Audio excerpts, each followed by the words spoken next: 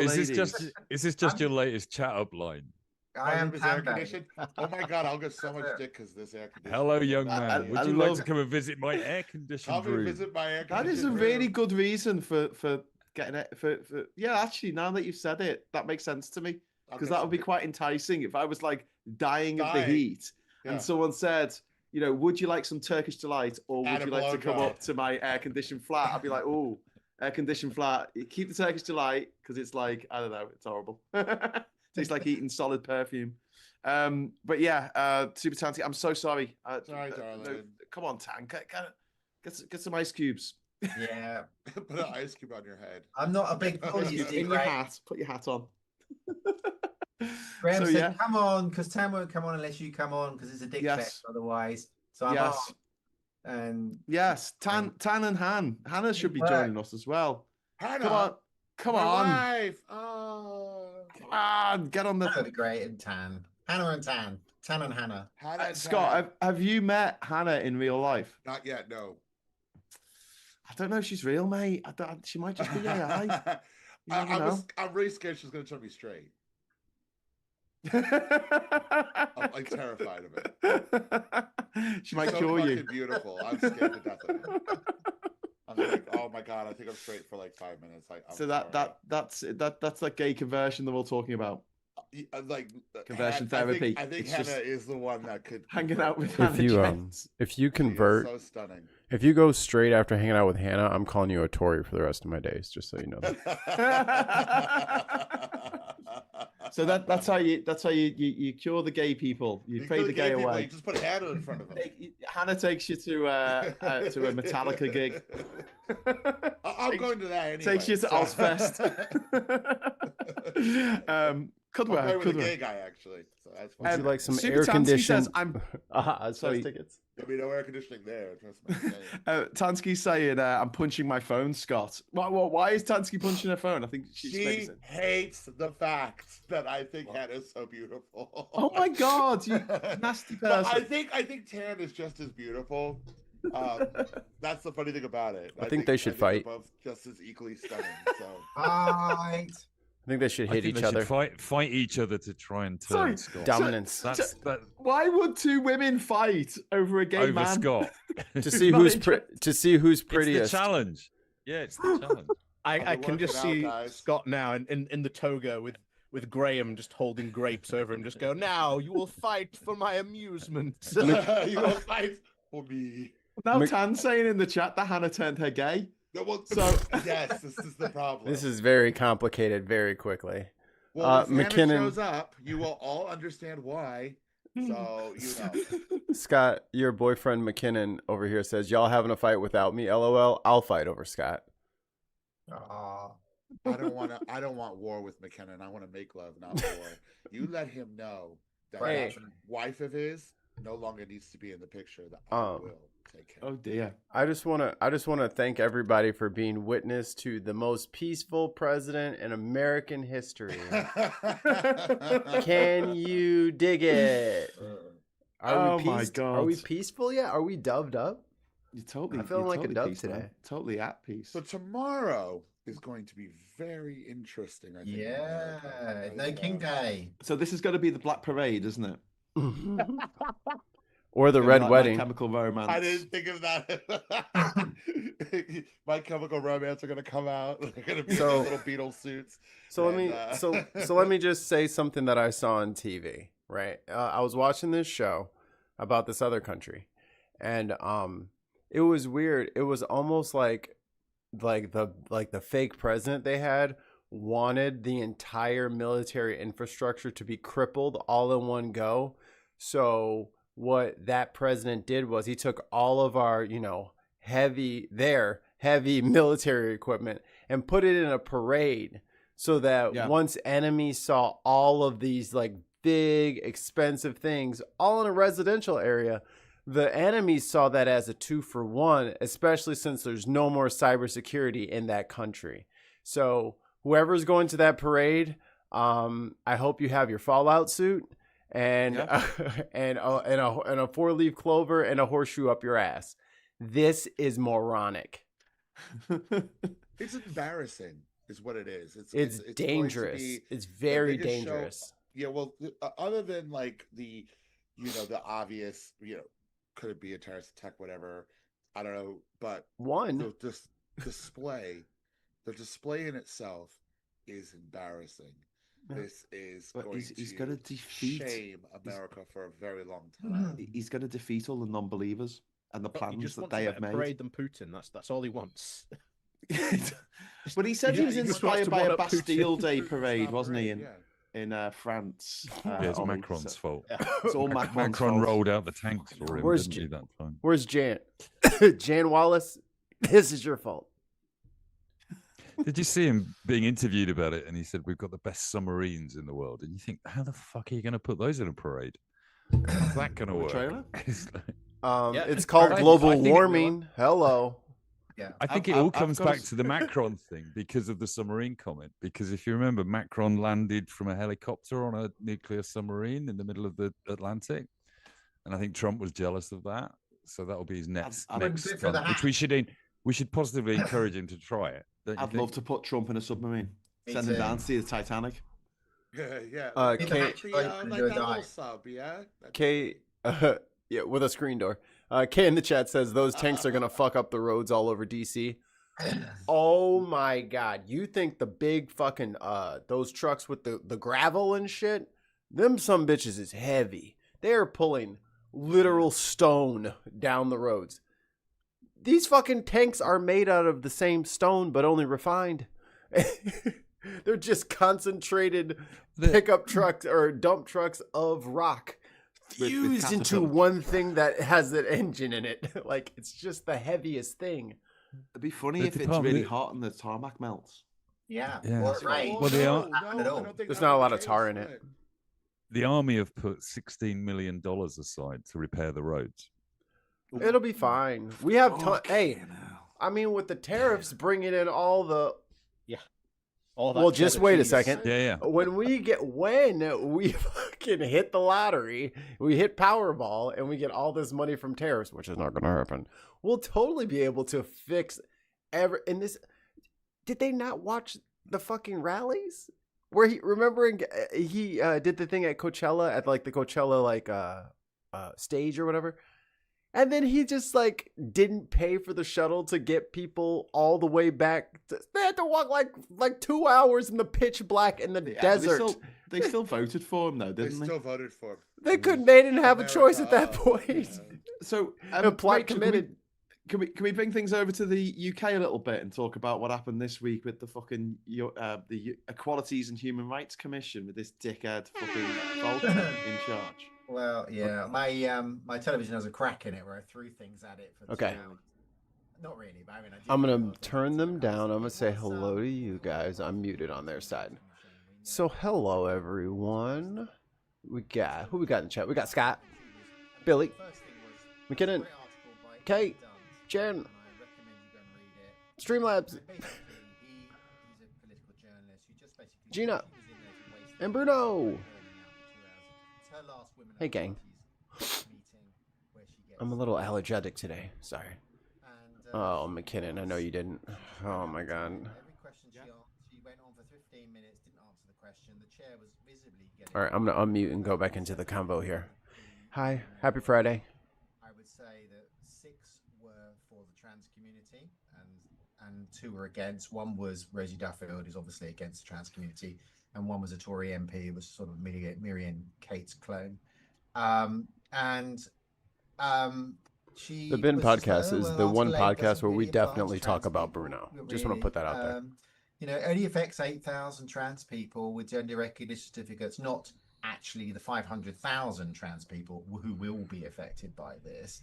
It was all very dismissive. She seemed to want to get away early, and I know that we saw that. I saw that Mayor Forstad was in the audience, and she sort of left 45 minutes, but 15 minutes before the end, and Baroness Faulkner wanted to go. I don't know where they wanted to go, but it seemed like they wanted to leave together.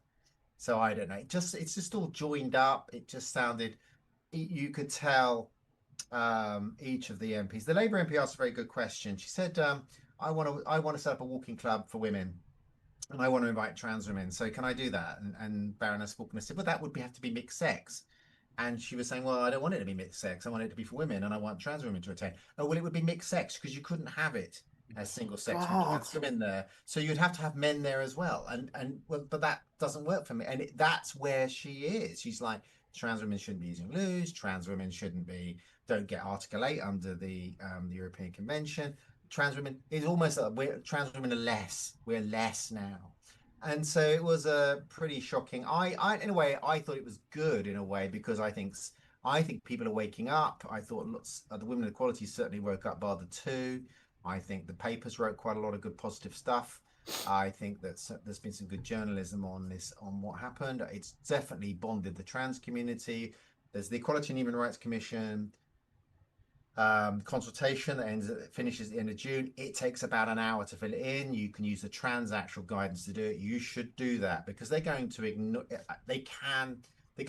the trans submissions. It feels like they'll ignore them, but you should put them in, because then when we do freedom of information later, or there's a court case later, we can say, why did you ignore these 30,000 trans submissions? When you read every trans person I know that's done the submission, the guidance is all about how to exclude trans people, and just, are you happy with this? Is it clear the way we're going to exclude these trans people and the way we're going to exclude them? Are you clear?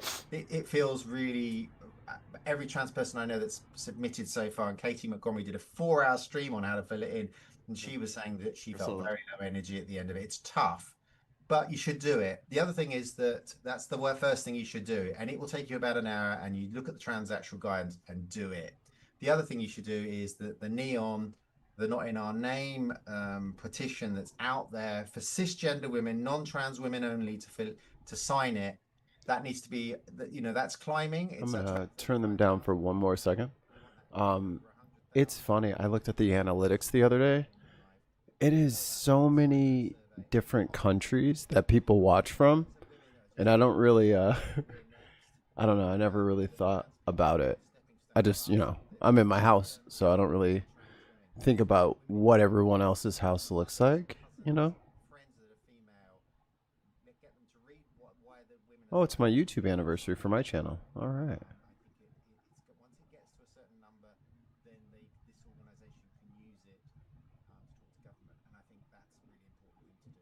Oh, how do I see?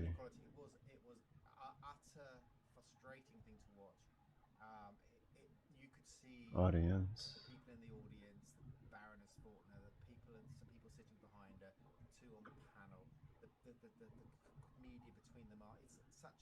Here, I'll show you real quick. We are 40% UK, 29% US, 1.9% Canada, 0.4% Sweden, and then 0.3% Ireland. Oh, wait, there's more countries? Netherlands and Australia. I talked to the Australian person, but I don't know who's watching from the Netherlands. But hello from wherever you guys may be.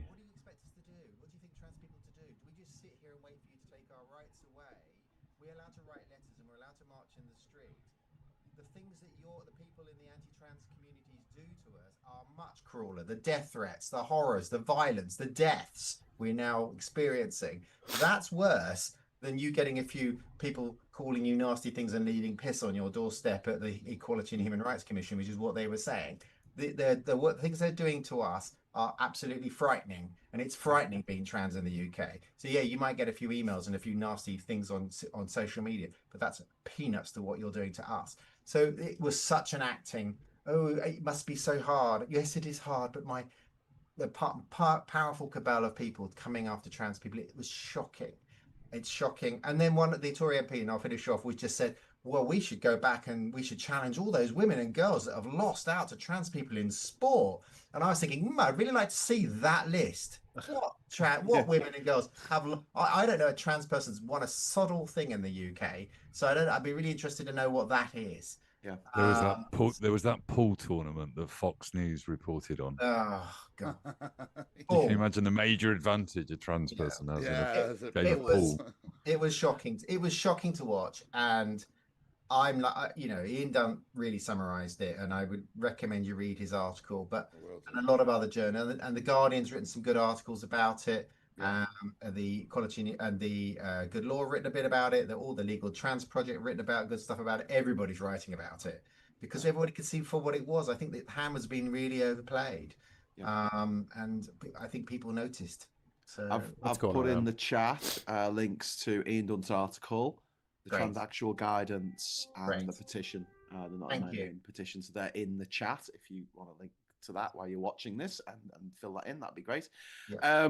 It's just disgusting. There's a woman who's going around America who came joint 5th in a swimming competition. Riley Grimes.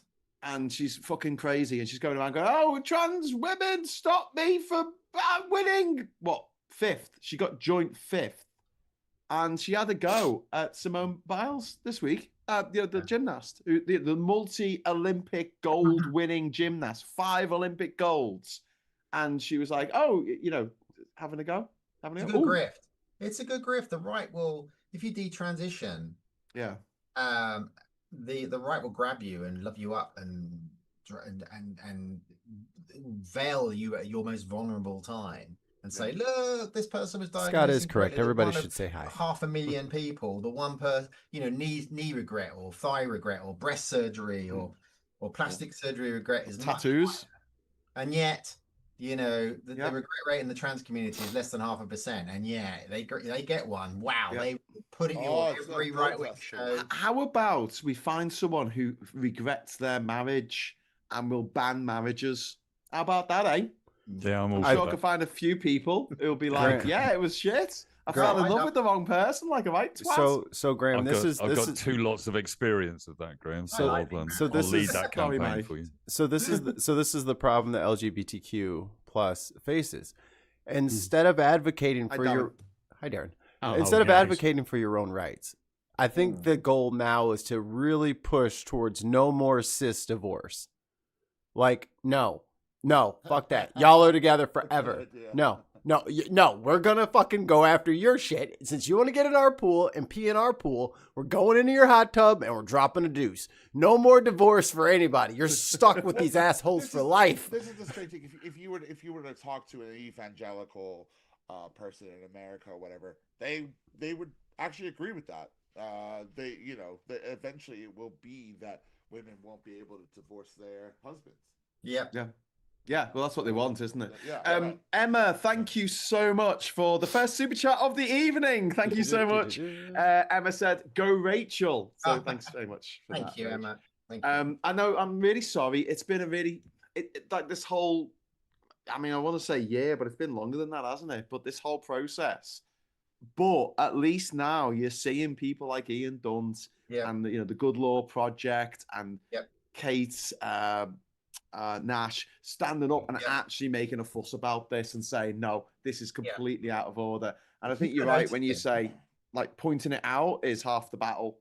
Like, people just don't realize just how horrible. I think people are noticing as more and more streamers are talking about it. A talks about it, Phil talks about it, you talk about it. That's amazing. And He's talked about it, and Mikey's talked about it.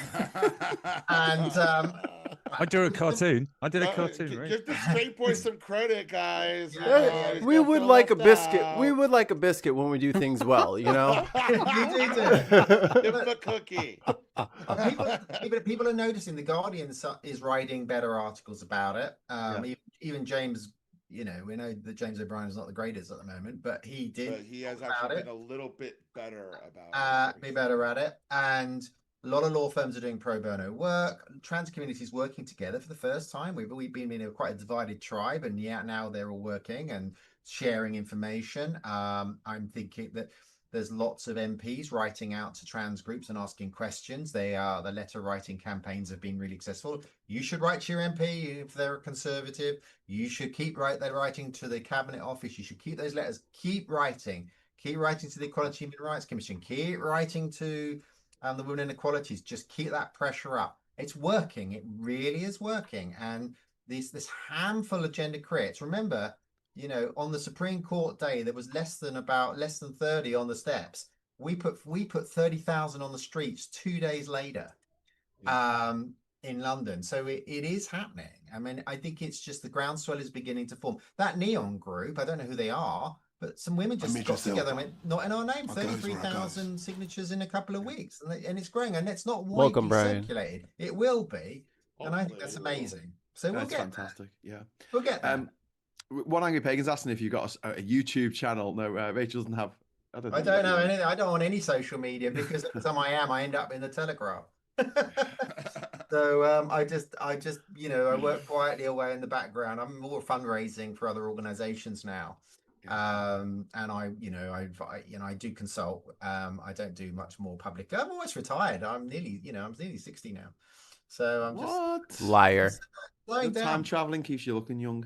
Yeah, well, God, HRT. We've got Wayne in the chat. Hey Wayne, how you doing? Hello. Hello Wayne. Yeah, I'm live at work. The fastest milkman in the southeast. Are you in the milk van? I am. Oh, cool. It's a bit How early cool for is milk, that? right? This is a first. A live broadcast from the Essex milk deliveries. Exactly. Straight out of a 1970s porn. You wait till I find out that housewife who's locked out in her dressing gown. Yeah, housewife. This is where we start seeing all these suspicious babies that start to look a bit like Wayne. Yeah. Literally Wayne Maker. All the babies come out. Oi, you get. Yeah. Who was it? Was it George Foreman who called all his boys George? He had like 7 boys and they were all called George. Is that right? Yeah. Hey, that's easier. Yeah. It's just easier. Easy to remember. It's like when you went out with someone and then you go out with someone else who has the same name as the person that you look. Because I got into so much trouble in the past, like accidentally saying the wrong name in certain situations. I had an intimate partner with the same Oh surname. no. Yeah, Just say baby, don't say same names. surname. Yeah, same surname. I was very scared. Eleanor Roosevelt married to Franklin D. Roosevelt. Her maiden name was Roosevelt. Because they were related. Cousins. Yeah. Yeah. I know. That's Meanwhile, what happened to my nasty. sister? Here she is. Reminds me of that Blackadder sketch where he married Mrs. Ploppy. And you're a Ploppy, and you're a Ploppy. That's right. Imagine that. What are the chances? So yeah, there's other shit been going on. This has been a mad week, like an absolute mad. We had that horrific plane crash. Now everyone is asking to have seat number 11A when they fly. One survivor, straight out of fucking Unbreakable or something. You know what's bothering me about that, and it's going to be a weird, sort of a little weird rant on my part in a sense. Here we go. The only people I'm hearing about, and it might be because of my algorithm and who I am, are the gay couple, the white gay couple, seem to be the big story on the 2 of the people that were lost in this flight. And that could be your algorithm, Scott, because I've not seen that story. Yeah, that's all I'm kind of seeing on it, and I'm like, I saw that this flight from India, right, with lots of Indian nationals and British Indian people, and all I'm hearing about are the 2 white guys. Me too. The 2 gay guys. I thought it was weird. I thought it was really strange. Yeah. We got chat in from Dark 4x4, £2 super chat. Thank you. Bent brother here saying, "I want to rock." Cheers for that. Rock! Dun dun dun dun dun dun dun. Very good. Hayden Bud saying Fearless is the movie you're thinking of, Graham. Yeah, but also in Unbreakable. It's Unbreakable, isn't it? With Bruce Willis. So much. Bruce Willis and Samuel L. Jackson, where he's the sole survivor. 2 great actors in a crap film. And a This real is crap as the sequels, explanation. But I don't wasn't wanna- that part of M. Night Shyamalan's trilogy with Glass Yeah, as well? yeah. Yes, which is When you put it all together, they're pretty good. I like them. It was a really Oh It yeah. was a the last movie. They're like, let's have a fight, and I lifted up a car, and someone filmed it on their phone, and now everyone's seen it, and they know that superheroes exist, and I'm like, everyone's just gonna look at that and go, "Oh, it's CGI, man." I don't know how you watch films because you cannot suspend disbelief unless it's you saying the disbelievable thing. No one can have fantasy around Graham. He pokes holes in it. It's not good enough. Why aren't you more creative? This should have been made in Brighton. This is you. This is you. This is what it's like being your friend. I mean, I agree with that though, Mikey. That's true. I watched the best Everything series. should be made in Brighton. I binged the best series that I've seen for a very long time. Breaking Bad. This week, which was Scavenger's Reign on Netflix. It's an animation. It's a 12-part animation. It's about a group of survivors on a different planet, and this is a really, really alien planet. It's super fucking alien. But it's clear, amazing. It's people with like cell art over them, right? It looks. No. It's a. Let me see. I thought animation. It's traditional animation. Like anime. Yeah. Yeah. Look, it reminded me a bit of like Belle and Sebastian, the Mysterious Lost Cities of Gold. Yeah. Willy Fogg kind of animation. You introduced me to it this week, and it's amazing. That's people on a green screen. The one of those guys, the black guy, he's doing the voice acting and the model acting. He did a tabletop role playing podcast, and I was like, oh, I'm gonna have to check out his show. I watched like the first 20 minutes of it, and I fell asleep. That's it. Yeah, like they acted that, and then they drew over them. Scavenger's it's really Reign. good. It one of the things I complain about a lot in sci-fi movies is that they go to a planet and it's a desert planet, or it's a jungle planet, or it's a sea planet, or it's a it's a city planet. Not all be set in Brighton. Yeah, but they never feel particularly alien. It's like, oh my god, that's such an alien world. Where everything in this is just like really, really fucking alien, and you watch it go, what the hell? And all these creatures, all this flora and fauna, and you don't know what's going to kill you, what's going to try and lay an egg in you, what's a parasite, what's going to, or what you can plug into a battery to recharge. What you can plug into a battery, it really drew me in. It's quite gruesome in some parts, but also it's quite beautiful as well. Really and good. the other show that I watched this week, I watched Mike Judge's show, which came out a couple of months ago, called King of the Hill. Sorry? King of the Hill? No. This is a new show called Common Side Effects, and it's about a guy who discovers this mushroom that can cure any illness. Well, he's gonna get black bagged. Well, yeah, you'll have to watch the show, but it's very, very good. That's a bit trippy as well. You don't make those kind of discoveries publicly. I will really, really recommend. Very Mike Judge. Very Mike Judge. Looking at the pictures. Yes, it is very Mike Judge. The heads are too big. Brad W, thank you very much for the £5 super chat. Coming soon, a live performance of The Human Centipede where Musk begs for Trump's forgiveness. Amazing. Oh, dear God. Yeah, that's going to happen. There's an image. Thanks for that. What did we do to you? Like, what was that for? On the animation front, Rachel, you might be pleased to hear that CBeebies are going to make a Doctor Who animated series. I haven't watched much TV. I've been reading. I have a new book. What a that book. looks interesting. Hey! Yeah. Scott, has it been signed? Not yet. I just need to unstick a few of the pages. Okay, cool. All right, hold on. That Vegas chapter was spicy. You know what you can do? You can get the audio book and you can listen to my dulcet tones read it, so you don't have to bother. You should listen to the last chapter where he goes, and we had to go to the pyramids, and then we had to get out here. I was running out of time in the recording studio. And then it was ended. The end. Bye. Okay, I'll turn the lights out. Bye, everybody. Literally, that was the end of it. There was in the building that I was in. It normally closed at like 7 o'clock, and I was nowhere near finished. But there was a wedding because there was function rooms and stuff, and there was a wedding, and that was going on till 1 o'clock. And literally, I said the last word, and there was a knock on the door. It was a security guard saying, "I'm locking up. You need to go." And I was like, I just saved it and just left. That was it. So yes, the end of it is quite breathless. But yeah, it suits the story because I'm trying to race to the pyramids to get there for midnight. I love you. I know. The end. I haven't read about the author yet. Hold on. The author. Tell me about the author. He is a ginger twat. No, sorry. Yes. As an original member of Team Odyssey, Graham asked if I would take a crack at writing his about the author. Oh, this goes on for quite a long time, Scott. We'll be here all night. Essentially, he's a gobshite, but then fun stuff happens when he's about. So I forgive him. I didn't know that was there though. So I am gonna start reading it. Good. I've got a few few books piled up. I love Tesla. Scott, you might as well already, because nothing's happened in the news this week, so we ain't got nothing to talk about. Yeah. No. Wayne, have you rubbed Vaseline on your camera or something, mate? Like, what is going No, on? it's my front-facing camera, because I'm in my van. I'll see what I can do. Front facing. What do you wipe on your camera, bruv? It's the blurred background filter. The background Is filter. that a background filter you got? Yeah. I think What are you Zoom's trying doing to it. hide? Made by KY Jelly. What am I trying to hide?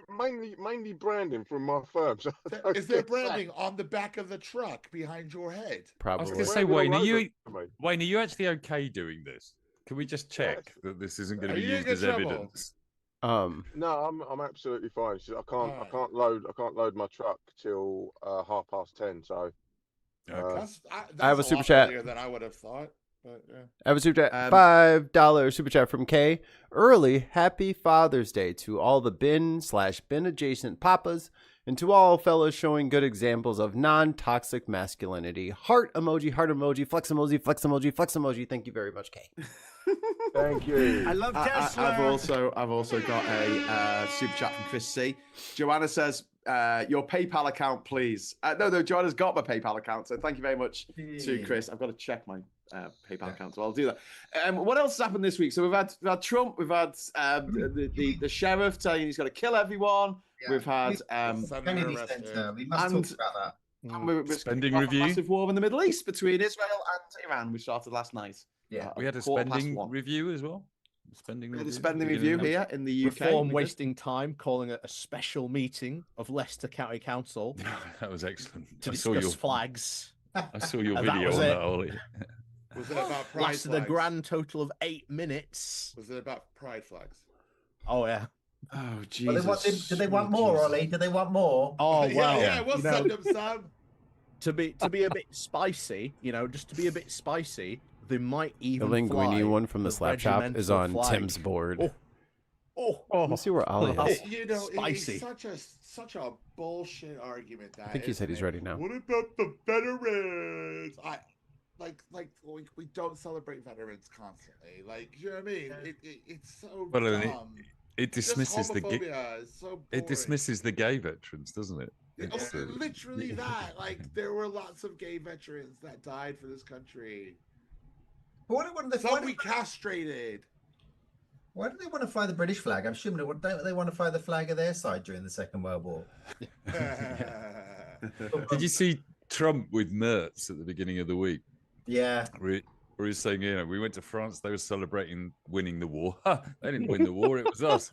And then he turns around to Mertz. Must be a bad day for you, eh? Yeah. Mertz says Trump says that must have been a bad day. And Mertz says, well, no, we're it's quite a not good day. Nazis We got rid of the Nazis, basically. Yeah, sure. I just want to say a huge thank you to Joanna. I've just checked; it has gone through PayPal. If you don't want to get a super chat on here, you can get it through PayPal. The name that you need to use should be at the bottom of the description here. It's just Graham David Hughes. And there should be a picture of me, so you know you sent it to the right person. So thanks very much for that, Joanna. I really appreciate it. Sorry, where were we? We were talking about the war, weren't we? Which war? The war. Back to the war. Back to the war. We always talk about the damn war. Fucking English. So, people. no, not the war, but Well, we did win, Scott. the things that are kicking off. War.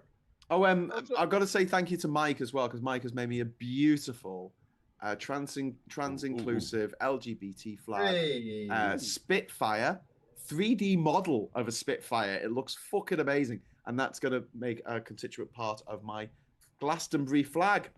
Really? Yeah. I've Fantastic. just got So I a take it there'll be bunch no of them show next into week. shops brilliant. in Brighton. Hang on. Look at Can you see that. Oh, I like it. Isn't that beautiful? Yeah. Really Am I is. flying that one?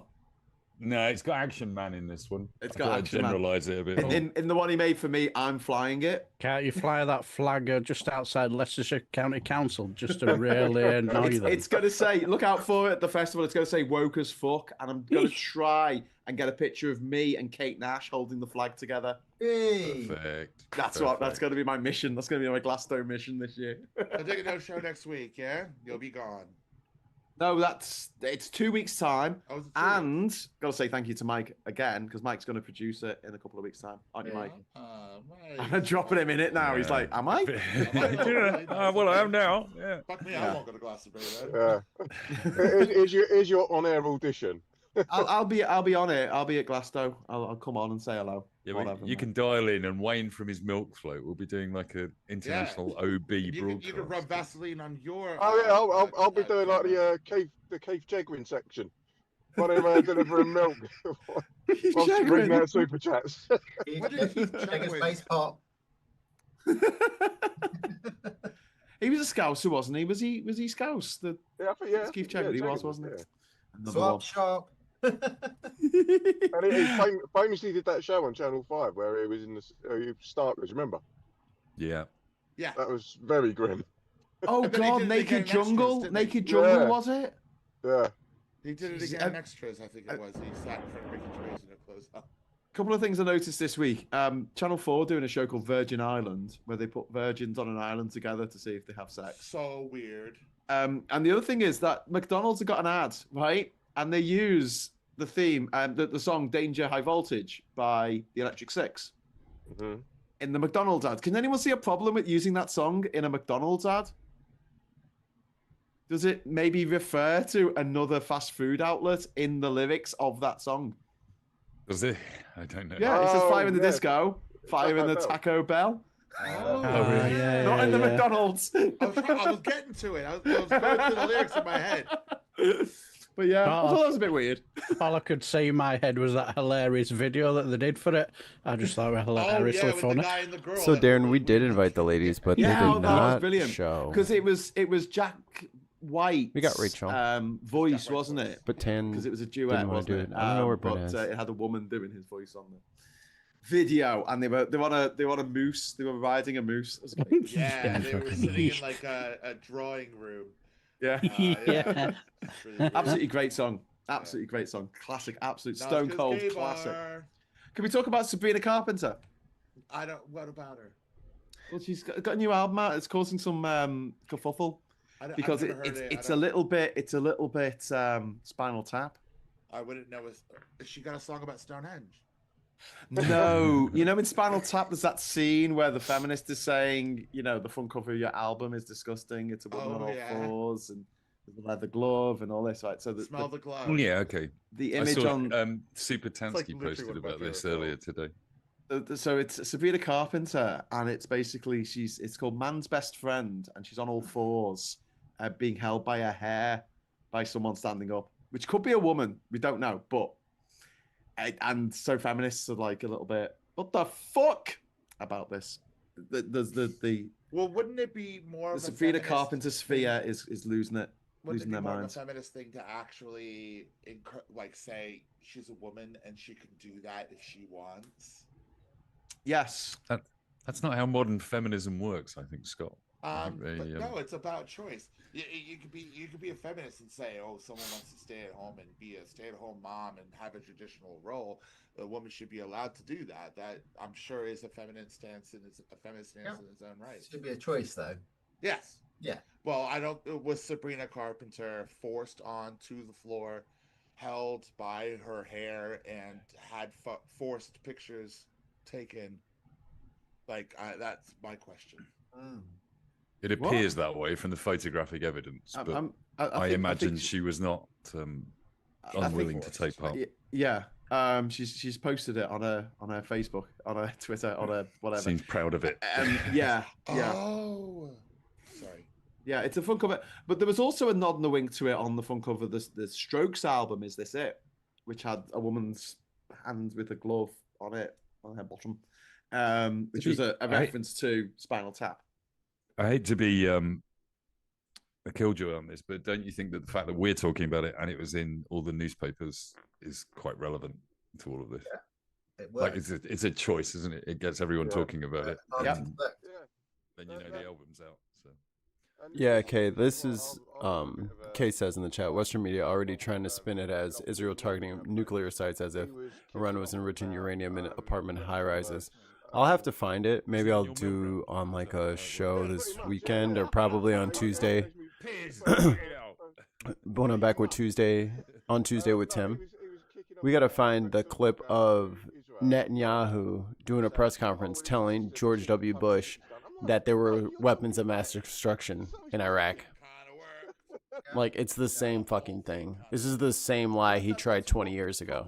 The same lie. They did stuff that I thought was great because it got the publicity, but then they did stuff that was fucking stupid because, yes, it got publicity, but it pissed off more people than it enchanted into the movement, you know? Depends who you piss off. With an album, if you piss off the Daily Mail, that's great. Yeah. Basically, that's ideal, isn't it? But if you piss off the Guardian, that probably is the wrong target. Is it though? Is it? Yeah, but just I don't know. Stop oil piss anybody off. Smash hits. If you piss off smash hits, you're in trouble. That's the problem. I don't think they did piss anybody off. I think they pissed off the Daily Mail and the Times and the Telegraph and the Tory government.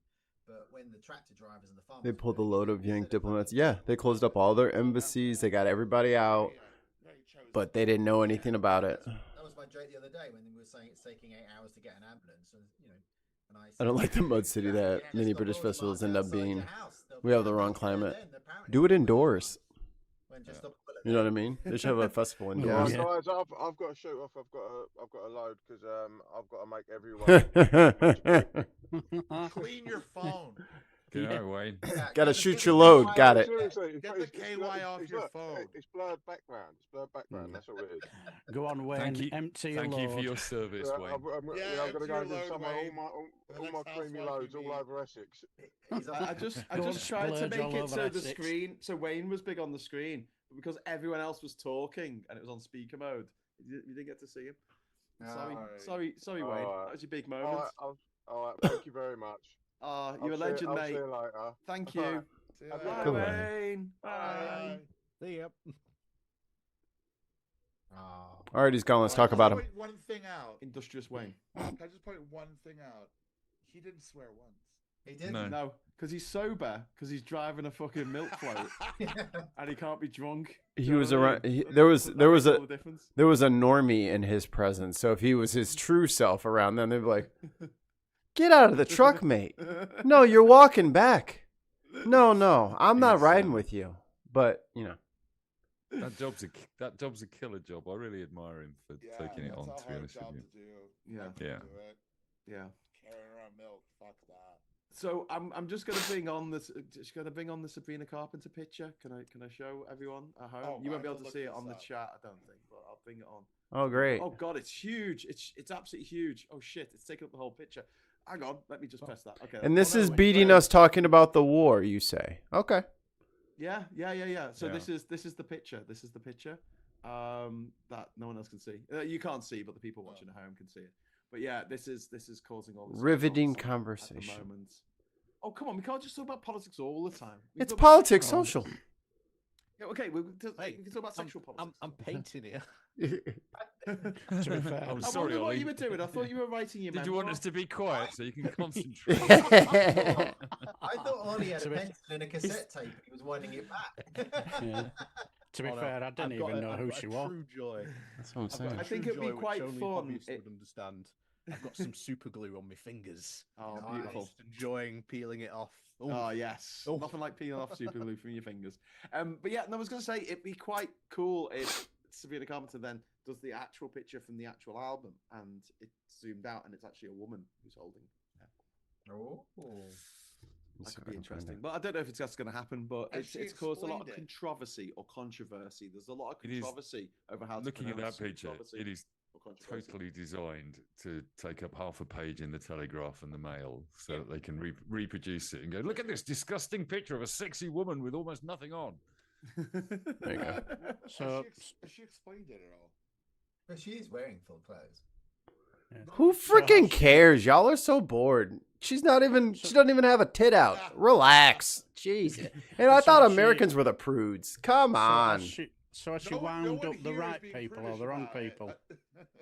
I no problem. I mean, but I'm a bloke. I don't really have. I don't know if I should have an opinion on this, but yeah, I like Sabrina Carpenter. I think she's cool. I'm going to see mates. I'm going to see Charlie XCX. I'm going to see Olivia Rodrigo. I'm going to see Gracie Abrams. I don't know how she got her start. You know, it was a real riches to riches story, being the daughter of J.J. Abrams, the director of the new Star Wars and Star Trek movies. Yeah. I don't know any of these people, so it would all Hey. went over my head. Remember when Ludacris had a whole ass song about going down on girls and everybody loved that shit? Y'all need to relax. Yeah, music videos, that was crazy. Everybody getting all uptight about stuff. Y'all are fine. Relax. I'm not. It's called fun. I'm not talking about you. I'm talking about them, the people who are upset. They just got to have some fun. Let people have fun. Have you heard of fun? Offended. Jeez. Yeah, I could tell, Mike. How about that, eh? Anybody ever had fun before? Shit. So yeah, we're gonna go back to the war then. Do you want to stop talking about Sabrina Carpenter? Talk about the war. Don't talk about the war. Don't mention war the in war. Los Angeles. Well, I was all mean, gassed up for war today. so I last even night, brought my white supremacists. Are we talking about the Iranian thing, or are we talking about America's internal war? Well, both. But I was going to mention Israel versus Iran at the moment because that's going back and forth. Do you think this will fizzle out to nothing, or do you think this will have legs? Fizzle out to nothing. Yeah, I think so. I don't think either of them have got any significant backing from anywhere, have they really? Like Trump is going to back Netanyahu quietly, I guess, and Putin's going to back Iran quietly. He was pretty brazen about backing him. He pretty much told him to do it. Yeah. Trump, America will have known about this.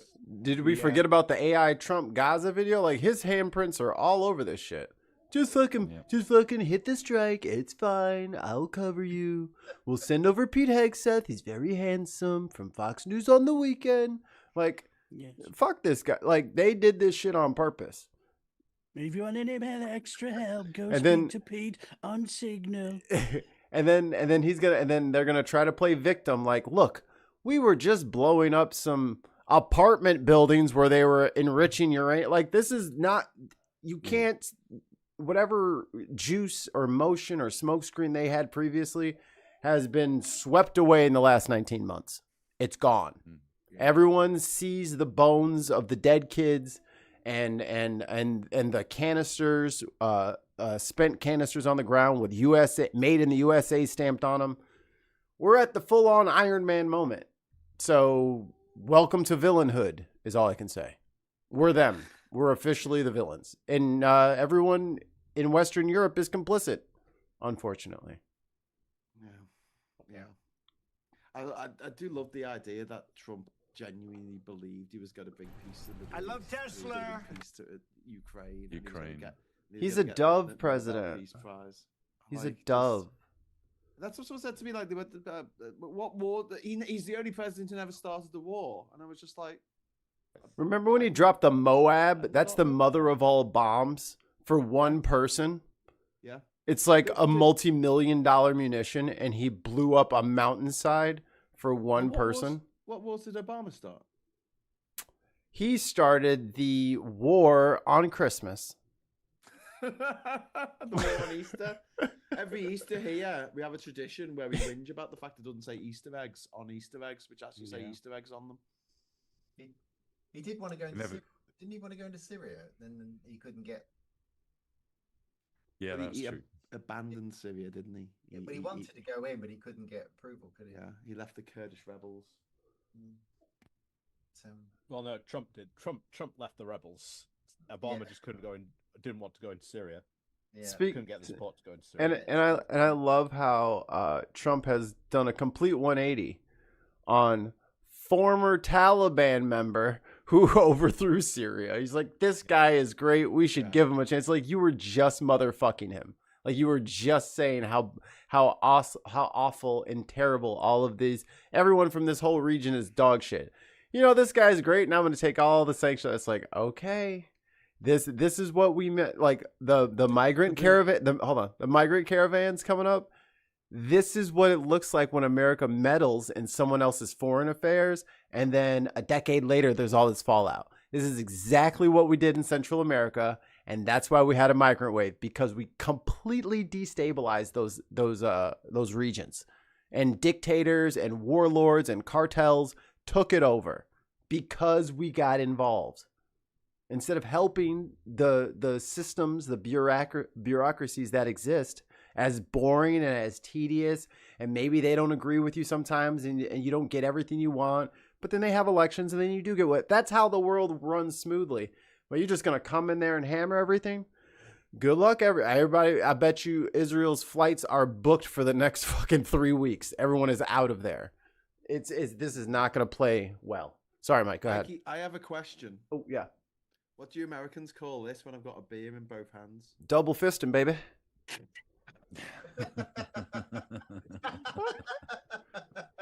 Sorry. Anyway, so Mike, or you're gonna say something. Connotation in the UK that. or if you're a very different connotation. Connotation in America, guys. You know. If you're a gamer, you would say it's a kimbo, or dual wield. Oh well, that's not as bad. That's not so bad. Yeah. Like it's two swords. You're dual wielding. Okay. But what were you saying, Don't Mike? cross the swords. Yeah. Don't cross the streams. Don't cross the live streams. So I was talking to Phil Morehouse, and he's going to start doing some more live streaming, which is good. Because it seems to be the way that a lot of YouTubers are going now. They're doing longer form live streams and then clipping the bits from the live streams to be the pre-records, which I think is quite a sensible idea, actually. I really like the fact that YouTube allows you to do something that you just can't do with traditional media, which is to have a two-way conversation and bring the people in the chat into the conversation. This is so live. We've got Paula Thomas saying parade may happen. I think you mean may not happen because of the forecast of lightning. Yeah. So this should be quite interesting. Oh, hey, Ollie, we've got a second Ollie. We have two Ollies. You wait ages for an Ollie to come along, and then two come at once. Ollie in Canada, how you doing, mate? You all right? I'm doing excellent. Oh, fantastic. Good to hear it. How's things on Prince Edward Island? They're very good. I just got off the disc golf course a few minutes ago. I have a question. What's that? Has Prince Edward ever been to Prince Edward Island? I have no idea, to be honest with you. Ooh. He's not allowed. It's possibly rhetorical, just for the gag, I think. Ollie, Yeah. You didn't need to answer. It's okay. It'd be cool, though. If I had a place that was named my name, if there was a place called Graham Hughes Land, I would totally go there. You got Ginger Island. Yeah. You got Ginger Island. Well, your name is Ginger now. You heard, Mike. Torchwood is saying, I'm stealing your hat. You're not stealing my hat. This is my hat. It was your hat. All about my hat. And Full More Music just says, Mayaconda, Steve, Mayaconda, Steve, and Steve is in capitals. It's so random. I love it. I have no idea what people are talking about. Ian says, how many countries has Iran invaded? I know America in a little over 200 years of independence has invaded over 200 countries. I don't think there aren't 200 countries, so we can't have invaded. I was going to say. We've done some several times. We hold the record. Hey, you know. Yeah. Britain, sit down. Shut up. Britain holds the record for invading most countries and fucking up the most countries, because a lot of the problems that countries face to this very day are a legacy of Britain mucking about, moving people around, doing naughty. Scott in the chat says, I don't know. Live streaming is good because it's interactive. How dare you? Those uppity women now. I know people. They want the right to choose. We'll split people on. Get into the air raid shelters. Great, isn't it? It's all fun. Graham, I have to go in a sec, but I wanted to... Rachel. I said come on for an hour to attract 10. I failed to do that. Yes. There you go. No, it was because she was too hot. Yeah, he was tempted. I'm sitting in. It's boiling here. I'm in the middle of a thunderstorm here. Oh wow, that's so cool. I think it's. I love a thunderstorm. We had one of those here yesterday. Yeah, big thunderstorm. Oh, thanks, Rach. Thank you so much. But so I wanted just to mention the Kennedy Center, Trump going to see Les Miserables. Yeah. Yes. We'll talk about that. I mean, the drag queens all turned up. That's perfect. If he was, who he was, which character did he identify with? Because he's seen it, it's his favorite, and he couldn't remember any of the characters, and asked me, everyone's going, we all know who you are, mate. And he obviously got booed when he arrived. I mean, it's a really good clip to watch. Him arriving. It was really fun. The rating shows are always so funny, Scott, because it's such a roll of the dice because we're all reacting raw to it, and we all have ADHD. Or something, and she called him a rapist, and then another woman came over and was trying to get her to shut up, and she just looked at this woman and went, "Shut up, Nazi! Get away from me!" Shut up, Nazi! I'm like, Tell it like it is. That's that's going on the soundboard. Anyway, thanks, Rachel. You're a legend. Good to see you all. Thanks very much. Thanks for coming on, Rich. See you, Rich. Bye. Okay, so we've still got Ollie and Ollie. We've still got Mike and Mikey, and we've still got Scott and Scotty. Scotty. Scotty. Darren, can you change your name to Scotty? It would just be easier. Yeah. Can you do it, Captain? I don't have the power. It's okay. We're in space. Just turn the engines off, and you'll continue at the same speed. Dark 4x4. Thank you very much for the £5 super chat. Oh, what fun we had! But at the time, it seemed so bad. Trying different ways to make a difference to the days.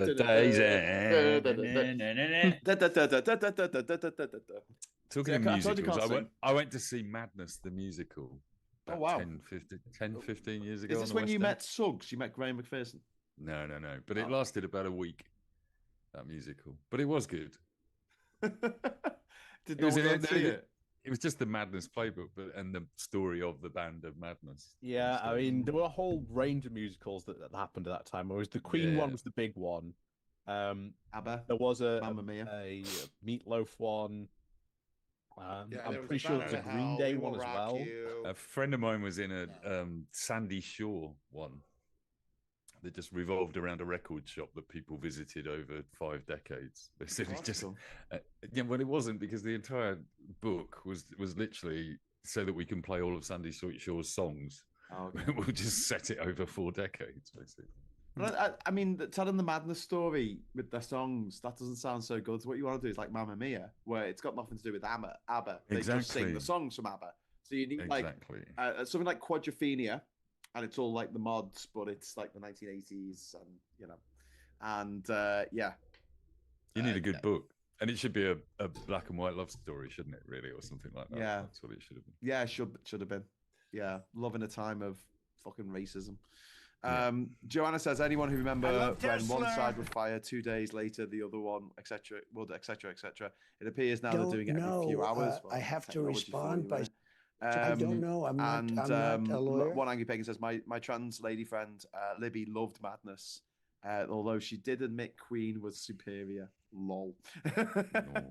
And Torchwood says, fine, I'm shaving everyone on chat, and then stealing your hat and Pagan's beanies. Okay, do it. Got to find me first.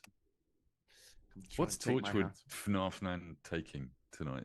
Because he seems to be writing a Dr. Seuss poem as he's going along here. I'm shaving everyone on chat and then stealing in your hat. Pagan's beanies. I do not like that man. I do not like Pagan's beanies. I do not like them one bit. Well, if you're going to shave me, you're not starting with my face. Well, person impersonator Specials Madness Selector was a good gig. £1.50. Newport Stowaway Club, circa 1979. What is that guy, 80 years old or something? That must have been an amazing gig. Yeah. We did mention at the top of the show, by the way, everyone who joined us a bit later on, that we were just giving respects to Brian Wilson, the Mozart of America, who passed away this week. They reckon he went mad because he had all these tunes in his head, and there was just no way of expressing them with our earthly instruments. If he'd been born on an alien planet, he would have been making all this. You want to hear something sadder? And this is why I hate AI. Eventually, our composers are going to get so good, and the people will get so dumb, and they'll never be able to appreciate it. They're like their lines are tangent at this point, because people refuse to like actually learn hard things and understand music in a way that's like, I don't know, like they learn math, you know what I mean? Like everybody learns extra math that they never use, but they don't spend like, a month learning some music theory so they can truly appreciate how complicated some of the things people make for them, instead of, oh, that sounds a bit funny. So like the compositional arts are dying because people are. I know what you mean. I know what you mean. It's just people aren't. Eventually, people won't even. That's why I say this AI dribble is bad. Is because it's already hard for people. Like there's way more line. There's a longer line for like a Fast and the Furious movie than a violin concerto. Like that's just the way it is, right? So eventually, there's not going to be any more concerto. The majesty that is Vin Diesel. It's about family. I think that a bigger threat. I don't think it's a zero-sum game. I think they can both be a threat, but it's nepo babies. It's the fact that if you want your kid to learn an instrument now in school, you have to pay, and a lot of working class families just cannot afford to pay for their kids to learn guitar or learn piano. Okay, well we need a keyboard, we need a piano at home so they can learn on. You got to practice. And it's fucking expensive, And if you're living on minimum wage, and it's hard to just keep that fucking house cold. Or when I used to take lessons, it were £10 for half hour. Yeah. Yeah. And when you're looking after a family of 3 kids, it's a lot of money, isn't it?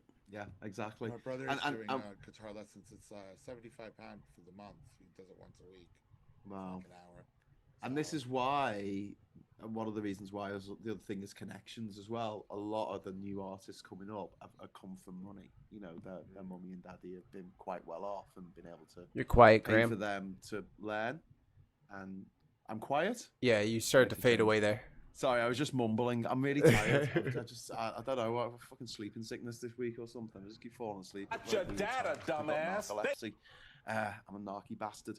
But yeah, I feel like that there is stuff that the government could be doing now, not just making sure that AI doesn't steal all our copyrights, but also it isn't. I mean, I love this argument, as you know, and I take either side of it as often as I can, basically. But isn't this exactly what was said when DJ music became a thing, when produced computer music became a thing, when Stock Aitken and Waterman became a thing, when sampling became a thing, that everybody said it was the end? No, they weren't defunding the music programs. Well, yeah, I mean, that's the difference. I hear you, but Disney have come out today, all guns blazing in the courts, to take on ChatGPT and the AI engines, and that's where it will be fought. It's going to be fought at the big copyright owners end to get the laws changed. It won't be the small guys. Hopefully, we'll all benefit from the fact that they get a grip on it. Yeah. But it is going to. It will resolve itself. Copyright law is too important in the States, in particular, basically. But yeah, we've talked about this before. When synthesizers came out, you had the classical musicians saying no one's going to want us to play the violin anymore, and they do, because synthesizer doesn't sound like a violin. Using someone else's previously wrong argument doesn't really apply here. You know what I'm saying? Because when all the kids when the kids start to listen to AI music that they make themselves, that's based on other people, they're not going to come out of the bubble. They're never going to come out. You know what I mean? And so then all of their shit's going to be TikTok and AI, and they're not going to come out. So at all costs, I stopped the building of the bubble. And we're like, a bubble is not going to come if they just start making a circle or dome around themselves, and then it meets in the center at the top at the zenith. Like, that is what's going to happen. This isn't like, a new instrument is made, which I would say the other thing. These aren't instruments. They don't make anything. They steal things. Like, that's like the premise that it's a tool and an instrument in the creative arts, I think, is just it's not baseless. But hasn't that happened since the 90s with EDM? Like, the Prodigy stole all of their samples the Chemical Brothers stole all their samples to put their music together. It was something like Fatboy Slim, Moby.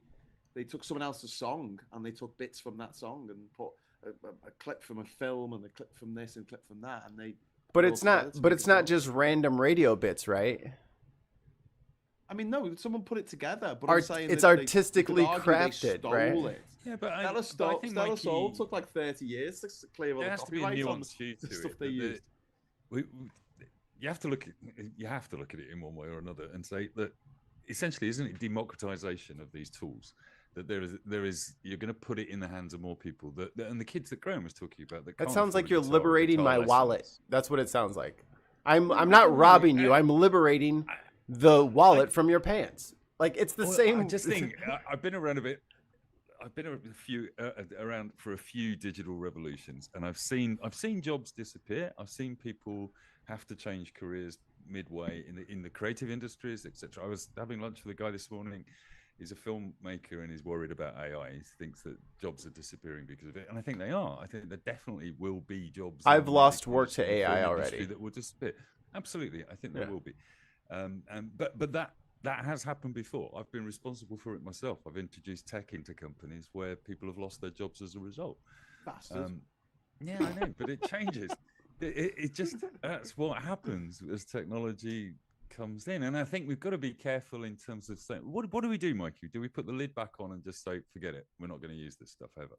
Yes. That's so unlikely, but it's so unlikely. No, it won't happen, for the same, like can we just Graham just said, excuse me, that it's really expensive for kids to have instruments.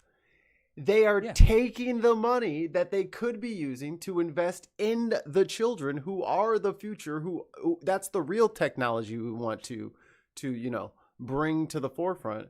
But instead of giving it to them, no. I have a robot that's going to do it, and then I'll just keep the profits from everything that the robot does. It is theft. It is generational theft. I'm never going to go and pay to see a robot perform a fucking song. I'm just not going to do it. They don't need you to. Gigs. They don't need I'll you go to. A gig every week 60,000 kids younger than you are going to stream that shit, so they don't need you to buy a ticket. So they don't need to go to gigs. They don't care about gigs. Go and see Marvin the Paranoid Android Sings the Blues. I would okay, well, that's the 20 pound super chat from K in chat. Thank you. Very generous, K. The AI shit takes other people's original work, puts it in a blender, and spits out a product that is pure aesthetic, alienated from any artistic meaning or intent of the work it stole from. It is whitewash by design. Agreed. Stop Taking a Waterman, 1980s. Well, that's another thing. It sounds shit. Imagine going to a party and then someone's like, "I've written a song on AI," and you'll stand around the fucking phone while they play it. You can imagine. Or you're at a party and someone's got a guitar and they start singing "While My Guitar Gently Weeps" or something. Everyone else fucking joins in. It's just, I don't know. I That's think what you're looking at today, though, not what you're looking at in a couple of years down the road, because it's going to continue to improve. Yeah. And it's going to continue to steal and more, and take the better quality stuff and incorporate it. I think it's Achilles' heel. Harder and harder for artists to fight back against it without laws. Yeah. But we were talking about Brian Wilson earlier. I saw an interview with Brian Wilson where he realized there's a song, I can't remember the song. It's apparently one of his favorites, but he played it over and over and over again, and then he realized that he'd actually lifted it from an old blues song. Mm-hmm. That it was a riff that he'd lifted, and then he just put it into 10 songs and gave a credit to the original writer of that song all the way through. But I think you've got to look at it that these tools are probably useful. Most of us in this room have used them in one way or another. Have you used AI, Mikey? You've not used it at all. Never. Ever. Never. Well, Graham, I know you have. But no. I want you to justify your claim first. How is me in it? I want you out me on bloody live TV. No. But hold on. Before we get too far afield. Before we get too far afield, what do you mean? Like it's useful? How is it useful? Let me just twist that one other way, right? Who in this room has ripped an album or got an illegal copy of a video? Right, illegal copy of video? Sure. Commented on that. So we've been ripping off the artists for decades, haven't we? We've been taping music and not paying for it for decades. So the artist has not been benefiting from that in any way, shape, or form. And that's been the nature of the music industry all the way through. If you regulate AI so that it has to say where it got its inspiration for that music from, and you have a system, an agreed international database of that copyright information, which is perfectly technically possible for us to do, then people can get attributed to the content that they created in the first place. Paul McCartney can still be a multi-billionaire on the back of his songs because people have ripped them off or AI has been used to rip them off. There is a way to do it, and I think there's a genuine democratization. It's like back in the 90s, I was charging, we were building websites for people like Channel 4, and we were charging 20 or 30 grand a week to build websites for people. And nowadays you can go and build one for a fucking $5, basically. I do. Or free. Yeah. About 27 of the bastards. That technology has transformed it and transformed the internet at the same time. And so that, I'm not arguing in total favor of it. I think there's a lot of problems with it. I do think we need to be regulating it as we go. Yeah. But I don't think it's sensible for us to say we should put the lid back on this because that's impossible. Well, I couldn't create as much content as I do without AI. because I absolutely rely on it now for my, but to put my show, but to give me a list of things to talk about in my show. It doesn't come up with a script for me. God, it's shite at writing scripts. Oh my God, it's fucking terrible. awful. Yeah. I don't think it's ever going to be particularly good, but at that, it's got no sense of context. But just to be able to wake up in the morning, 7 o'clock, copy and paste some articles into ChatGPT and say, can you give me this in bulleted form? When I did Hughes the World, where I was talking about every country in the world in alphabetical order, one per week, it would take me all day on Thursdays to do my notes because I'd have my Lonely Planets out. I'd dictate into my phone and I'd have like text, speech to text going, then I'd copy that into, and then I'd have to I'd put that into a Google Doc, and then I'd spend about an hour correcting all the fucking mistakes because it wasn't quite grasping what I was saying because it was trying to sort out each word. Now, in the last couple of years, because of AI, for instance, Kat's job has got a lot easier because the subtitles on stuff have got so much better because it looks at sentences rather than individual noises and tries to work out what the word is. So it gets the actual context a lot better than it used to. So even in that, it's like an everyday thing that me and Kat use. But I wouldn't be able to do I wouldn't be able to do a morning show at 9 o'clock each morning if it wasn't for AI. So it's allowing me to be more creative at a smaller level. I do agree that it shouldn't be ripping off other artists, unless it says credited to them. That is what it does by I don't know how you guys are thinking that it's going to be divorced from this. And to bring up your other point, Mike, did you go back? You're talking about people getting credits. Did you go back and pay for all the music that you listen to and all the movies that you watch? No, you didn't. You just went on with your life. I've never ripped a video, because I worked in the TV industry and I know they need the money. So he never stole a policeman's hat either or a car. But I've done that. On that as I tried to go to the cinema every week, and it costs a lot of money to go to the fucking cinema. I try and support live music all the fucking time because I really love live music. I love going to gigs, love going to festivals. Always have. I've been to over 1,000 gigs in my life across like multiple countries. It's not even just this one. And like, I had a rule when I was a kid playing video games because you used to get pirated copies of stuff on the Amiga. And if I liked a game enough, I'd fucking go and buy it. Monkey Island, I went out and bloody bought the bastard game because I liked it so much. I've bought it on every platform at this point. I was the same way. My buddy burned it for me on a disc, and I've bought like a copy for every console that I've had because I need it on every computer. But Mikey, I wouldn't have bought it if I hadn't played it. And then you've got this thing of like, okay, I'm on a cargo ship, right? And we're traveling across the ocean and we've got no internet, but they have a stack of VHS tapes. So can I watch The Transporter with fucking Jason Statham?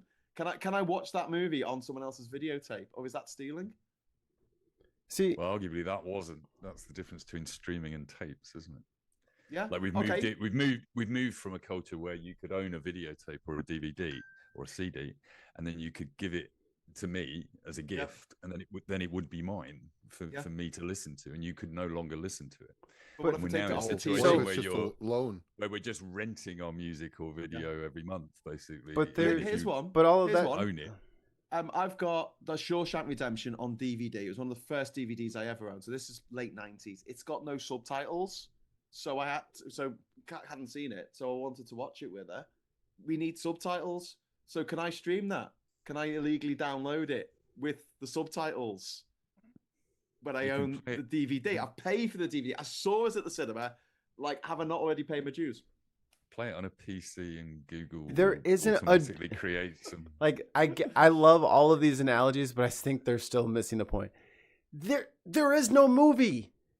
It is putting surveillance equipment in your house and selling a movie of the surveillance equipment. It's not asked. There isn't any consent. There isn't any partnership. It's theft. And the more we keep talking about it like it's like a partnership, it's not.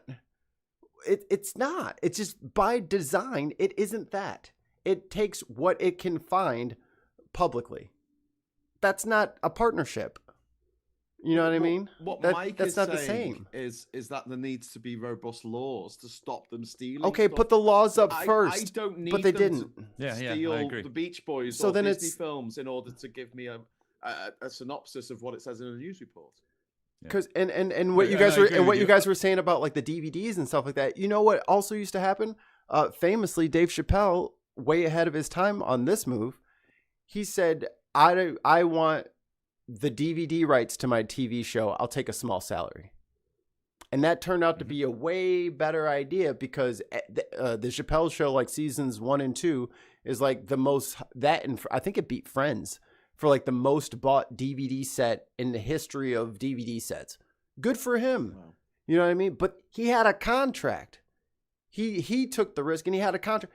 They're not making any contracts. They're just saying, I get this because I can see this. So it's mine. Yeah.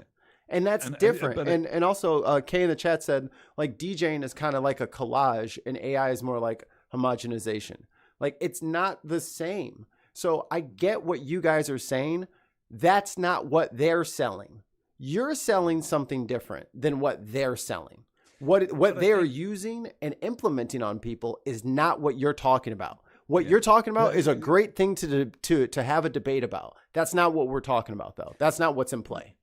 No, and I agree. That's what you're talking about is what should be in play, as opposed to what we're talking about. You could put the laws in place before they release the AI engine, but that doesn't happen and has never happened with this tech. You constantly play catch up. But think about the Napster problem in the late 90s. Napster comes out, everybody is ripping their CDs and then sharing them peer-to-peer across the entire network. In fact, almost bringing down the internet. And what was the response? And what was the response of the music? And what was the response of the music industry? To lobby for legislation to stop that happening.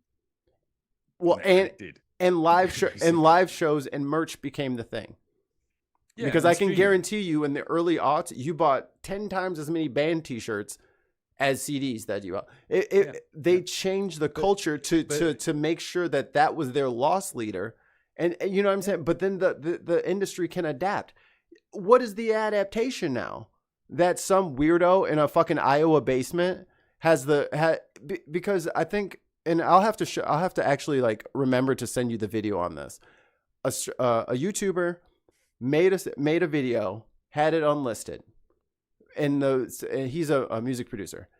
He fed that video to an AI, released the AI adjusted video first, then released his original video second. He got a copyright strike from it, from the AI copying his own shit. Like, that's what I'm saying. Like, it's not so much that, like, someone can go in and then plug in and as long as they register the video as that content ID, they can take Graham, and every time Graham streams, he's in violation of that person's copyright because they sound too much like fake Graham. To me, I've had copyright strikes from CNN, from BBC, from TED Talks, because I let them use my footage on my TED Talks. I used the footage. I let them use my footage when I was interviewed on BBC Breakfast and stuff. Took down your use of that. And then they took down my video of me that was filmed by myself with my camera, because they're like, no, that was BBC. And I have to contest it every fucking time. So you're right. This is the sort of thing that we're going to have to fucking deal with. And it's why we need laws in place. I don't think there's, with all due respect, I don't think there's any point in debating putting the genie back in the bottle, because it's not going to happen now, because it's out there. And the tech billionaires have put so much money into it. Why did I think Trump was going to win last year? Because all the billionaires were behind it. Why do I think AI is going to be pretty much fucking unstoppable? Because all the billionaires are behind it. So I want our governments, I don't know about yours at the moment, mate, but like ours over here, we don't have putting in robust laws to say you can't nick our shit. You have to credit it to whoever you take it from. But how are you going to catch them? Because it's AI can be used to chase up the AI. Task. Okay. Yeah, but that's the problem. Yeah. You can use AI to check if something's AI or not. It's self-governance of robots. I'll tell you what I've just turned on recently on my YouTube channel. I've turned on the automatic translation. So if someone from Germany is watching one of my videos, YouTube's AI will translate it and give you a German voice. With a Yorkshire accent. Oh, yes. K with the £10 super chat. K with the super 10. I've come to fix your Hoover. K with a $10 super chat. Sorry, not pounds. issue is not just that AI is theft in terms of commerce. Even when you pirate art, you, the audience, are in conversation with the art. AI reduces art to community and alienated artists from audience. I agree. But that again, that's I can't see AI ever replacing a live gig. I can't see it ever replacing the experience of going to the cinema and watching a good movie. It'll only be like one of those those shit fucking movies that they make when like Pirates of the Caribbean comes out and they make like Corsairs of the Bahamas. Yeah, and it's just like fucking guys shite. of the Bahamas. Yeah, maybe like you and your level of stuff that AI is gonna make. Maybe like you and your friends are in like this, like we all go to concerts and support the arts and we work in TV and industry. Like you're in that bubble, but TikTok your bubble is rare. Like there's not a lot of your bubbles going around. Like I was in bands, you know what I mean? And like my friends, like most of my friends are still in bands and stuff like that. It is not, people are not going to shows like that no more around here, at least. Like my bubble is dried up. Like the artists are not doing as well as they are doing over by you guys. And a lot of people don't go to live music. They just listen to music. And a lot of times it's the radio. I don't know what's going on in America. You're very quiet, by the way, Scott. Sorry, I don't know what's going on in America, but here, getting tickets for shows sell out very quickly. People are going to that's the one thing they're spending their money on is concerts and events. I think since the pandemic, there's definitely been a sort of like a FOMO sort of a vibe, and I think that it's really continued throughout the years. But you go, major festivals sell out very quickly, and so do huge concerts. I mean, recently we've had Beyonce here, and that has been I think she oversaturated it. She did 10 shows. She's doing 10 shows in London, and people are wondering why there's empty seats. It's like, well, she's doing 10 shows. She's charging £300 a ticket. That there has to be a give and take. But like the Metallica shows next year, they're gonna sell out. It's I think definitely people are very much into here in England, Europe, into the experience. Still, it's all about the vibes and the experiencing, the making memories, etc. It's unfortunate to hear that in America maybe that's not so much the case anymore. Yeah. And just say, I know it might upset people watching and some of the people on the panel, but EDM always left me cold because it just sounded like a computer shouting at me. I didn't mind it when you actually had some lyricist, someone singing over the top. So Breathe or Firestarter by the Prodigy. Your damn clouds. Singing on the track. It wasn't just dun dun dun dun dun dun dun dun dun dun boop boop boop. It wasn't just a load of beeps and boops to me. And I never got into that because I found there was something I felt, and other people don't, and other people really love this kind of music. And you like what you like, don't you? But I always felt that it didn't feel human. It felt like this is the future of music. I don't want to be part of that. I've very much felt that way ever since Bing Crosby passed away. Oh my lord! Right, there's a name from the past. All this Bing popular Crosby, music. Was he a famous produced on EDM guy? machines. What? He was Microsoft's first search engine, I think. Oh yes, that's the one. Jeeves? And also Chandler's surname in Friends. Chandler Bong. Chandler Bing.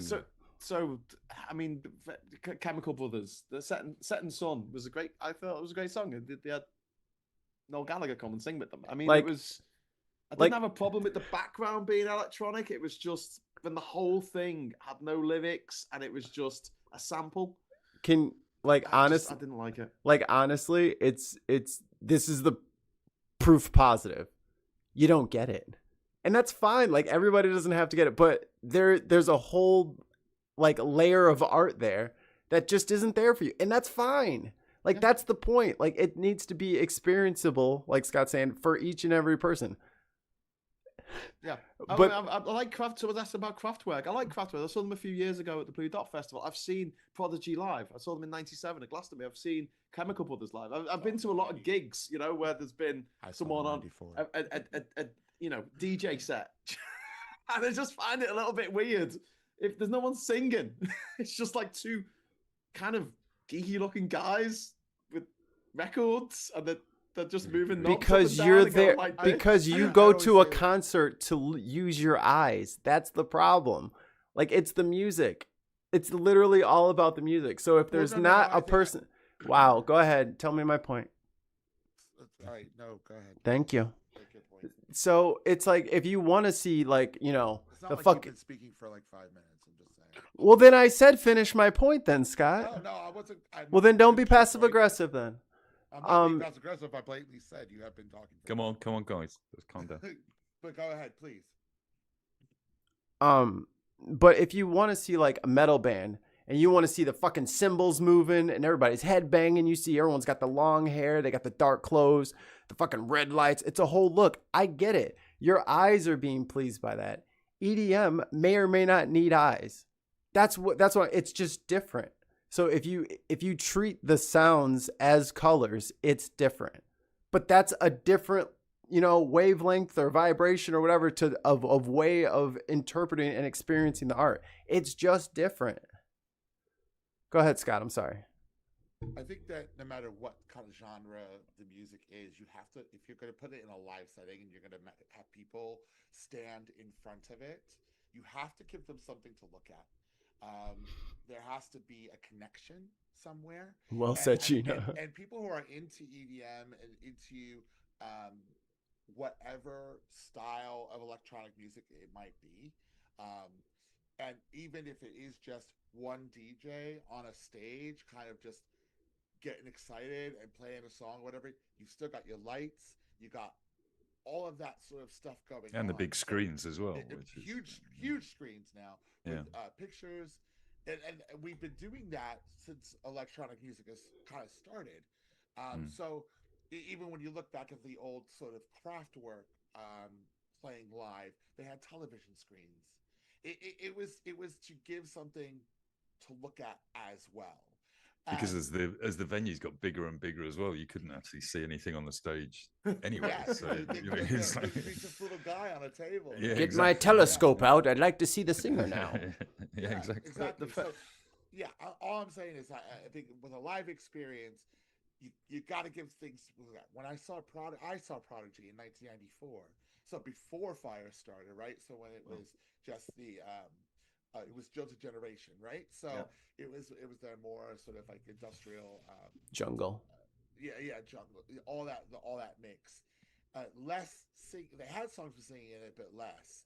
More sampled. So No Good Start. It was a sampled song, like "I'm gonna fight Jesus Christ with me, I invest on it." Going out to outer space. That was a sample from a '70s song, I think, was it? Exactly, and so was No Good was a sample and things like that. So, but I'll tell you, still to this day, that was 1994. I haven't been to a better gig. I have not seen a better live act. They had dancers on the stage. They had interaction with the crowd. If you can bring that to life, it just elevates it so much more. Yeah. And I think the Prodigy were actually groundbreaking in that. Yeah, fair enough. I mean, I always had a soft spot for the Proj because I thought they were particularly good at it. But it's a bit one of those things. You're sitting next to someone on the bus and they've got some music in their ears and you can hear it. And it's just like I can listen to you. Sometimes I like to get it up and I put my little disco house songs in my ears, and I'm ready to go. I'm sitting there, you know. You've got to show me that. Yeah, I've got it in my ears. I got it going. I can feel it. And it's cool. We have I was too young for house. I don't know if you guys have these in your What did you say, Ollie? Sorry? I was too young for house. Too young for house. Oh, he's just in 1994, I was 4. Oh God! In 1994, I had a 4-year-old child. Was it Ollie? Ollie's Oh my dead. god! Plot twist. Where have you been? My son. Yeah. My son. Papa. Yeah, another failing, Papa. Mike. Uppy, Papa. Another failing. Terrifying. Tell me about it. Crush him. Just. I just to take it back to the AI sort of discussion and finish it off, and we'll talk about something else. But I really do feel like the government need to get on top of this, because this has happened so many times before, where new technologies come out and it's just taking the piss. And Mikey's right to that extent. AI is taking the piss at the moment, and we need legislation in place to stop it taking the piss. Not least in fucking Mississippi, where they're killing people with the toxic fumes from his fucking gas generators of what's his name, Elon Musk's server farm that he's got there for his Grok fucking engine. Grok, which sounds like something we'll say in Liverpool to Grok up. Name for anything. That's Grokken in Liverpool. It's because Musk is obsessed by Hitchhiker's Guide to the Galaxy, unfortunately. Is that what Which it comes from? Yeah, I just hate the guy. We all do. It's like Peter Thiel's obsessed with Lord of the Rings, isn't he? Did somebody invade Peter Thiel's offices today? Did I read? Don't know. Yeah, apparently protesters broke into Check the Peter stream, Thiel's Mikey. office. Yeah. What about that guy? What about that senator who got arrested as well? Yeah. It ended. Jesus Christ! Really? It's weird frozen thing my about end. that Frozen is- my end anyway. How surprised everyone was. There was like in the Congress building that there were people saying this is a disgrace, and how dare they, and Might be me. they were so genuinely surprised that this has happened, and I was sort of sitting there going, Didn't you see this coming? Yeah, it's I know, back. I know what you mean. I know what you mean, Graham, because they just seem to be in that situation where It's back now. don't you get it? Don't you get it? Don't you see what's happening? well, yeah. But then the thing was that there were no Republicans shouting out about it. There were no Republicans who seemed upset.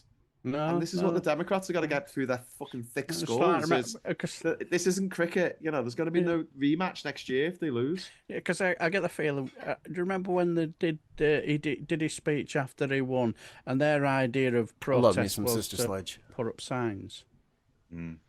and you just think, don't you get it? Don't No, you get it? You they can't. don't You get see, it. what, he's don't get revealed it. what he's going to do. What are Yeah. you doing about it? I remember watching the Bin podcast when they were doing his speech. I could see Tim Bristol losing his shit. What? Do something. Only one person stood up who made an absolute commotion, and he was dragged out. And Yeah. there's your moment for everybody else to say, "Come on, all for one for all," and they just stood there, sat Yeah, there. absolutely. They all They should have walked out with They him. should have all walked out. Yeah. Yeah. If Because he's the out, optics we're of out. that was it was a black guy, and you know it just played into the hands of the Republicans, didn't it? Angry black guy screams and shouts at Yep. Donald Trump, gets Yeah. arrested. And this is why my black ass won't be at no motherfucking protest anytime soon. Because as soon as the shit hits the fan, everyone says, "Wow, he was so brave." No, bitch, you were supposed to be in that fucking squad car with me. So no, Everybody's looking out. Everybody's looking out for themselves. All right, bet. Look out for yourself. I'm gonna look out for myself. We'll see. We'll see how this turns out. Is there a No Kings march in Chicago or near you? Or Oh yeah. Everywhere, isn't it? Yeah. Sure. They're all there's so many everywhere. of them. There's 100. I think I heard there was 1,800 of them. they're everywhere, aren't they? I told the boys on Unbox yesterday. I was like, what they need to do is just have a counter protest like 2 blocks over, and have a bunch of celebrities and just have a big party so no one's at his party. And just like, where's the crowd? I think it's one of those. Yo, they got the Jonas Brothers 2 doors down. We're having a good time. They got a water slide, and then just run down the street. Yeah. Well, that was a mad thing this week, wasn't it? They're giving out ice cream. Craigslist ad to come to be seat fillers at the parade. Yeah, They're being offered $1,000 worth Was of that crap. real though? Yeah, it was Dunno, who mentioned. It was knows? mentioned in Congress yesterday. It was, but I don't know if the Nobody Congress was likes full him. by it.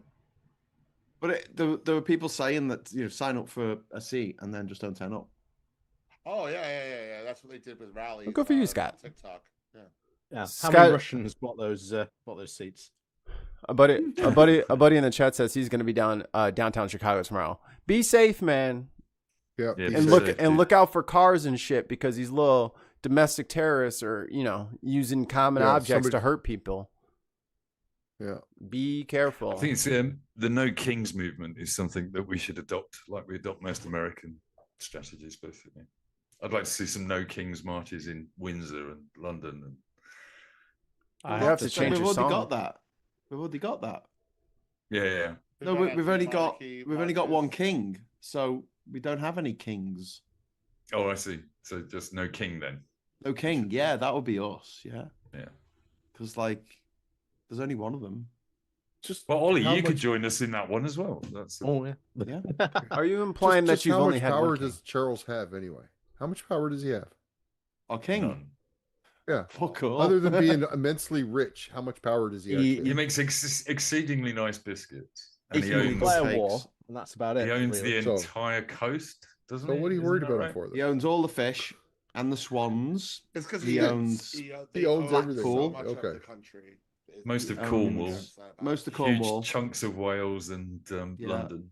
That he likes to his plants. So just the sheer amount of land that he owns. And he would quite like to be a tampon. It's actually the patronage, Ollie, and I don't imagine it works this way in Canada, but it's the Lord. You barely see him. He's over there. He doesn't do nothing. Right? Exactly, but he's got a representative in Parliament, and we talk to him, and we're doing the Lord's this, ladies, right? knighthoods, the MBEs, the OBEs.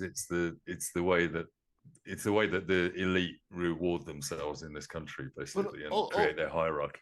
Also, the army swears allegiance to the crown. To the king, they don't swear allegiance to Parliament. So if we ever do get a Trump-style leader, if Farage becomes prime minister and tells the army to go and shoot everyone who looks a bit DEI, they can legally say no. And it's one of those things that Trump is proving in America. Doesn't that also mean they can legally order the army to take out Parliament and say, okay, I'm taking back over now? Oh, yeah. And this is the point, and this is Edward VIII's story, which is relatively recent history, 70, 80 years ago at the Second World War, is that when you look at what Trump is doing by breaking all of the gentlemen's agreements that have kept America together, the three corners of American government together, he's breaking all of those gentlemen's agreements as the president to say, no, fuck it, I'll just do all of this, ignore Congress and I'll ignore the courts. Theoretically, the king he has the power to call a parliament, the power to call a war, the power to lead the army against his own people if he wanted to, basically. If you've got a bad king, if you've got a Nazi king like Edward, then theoretically he could do that. And they would only be gentlemen's agreements that he would be breaching. They're not constitutional, effectively. There's nothing written down to say what the power of the king is. Can I just say the king still does technically have the power then? Yeah. It's just he's allowing Parliament to govern for him. Yeah. Well, yeah, but then if Parliament would come down on him like a ton of bricks if he tried to do anything against him. Yeah. The monarch hasn't overridden them fluffy hats would be coming. The monarch hasn't overridden Parliament since 1708, I think. So aren't you overdue? The Scottish Militia Act, I think. Yeah, I think they're overdue, Ollie. We're definitely due. Yeah, you're right.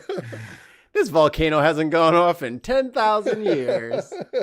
I think William has got some definite Nazi tendencies, I think, when he comes to the throne. But one of the take over. One of the things was from years back, this is even before the Glorious Revolution of 1688 and stuff like that.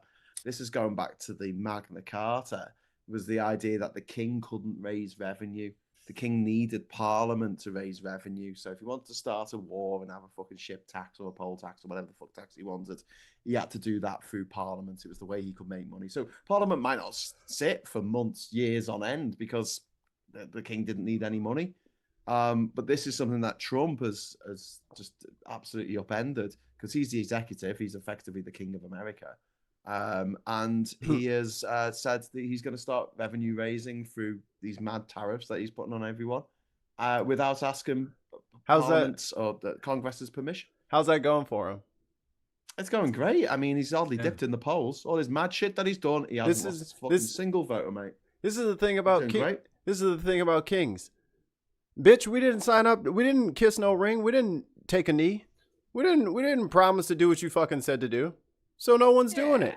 So fuck you. Pledge of Allegiance every day in school for some reason. Nowhere else in the world does that. That's really weird.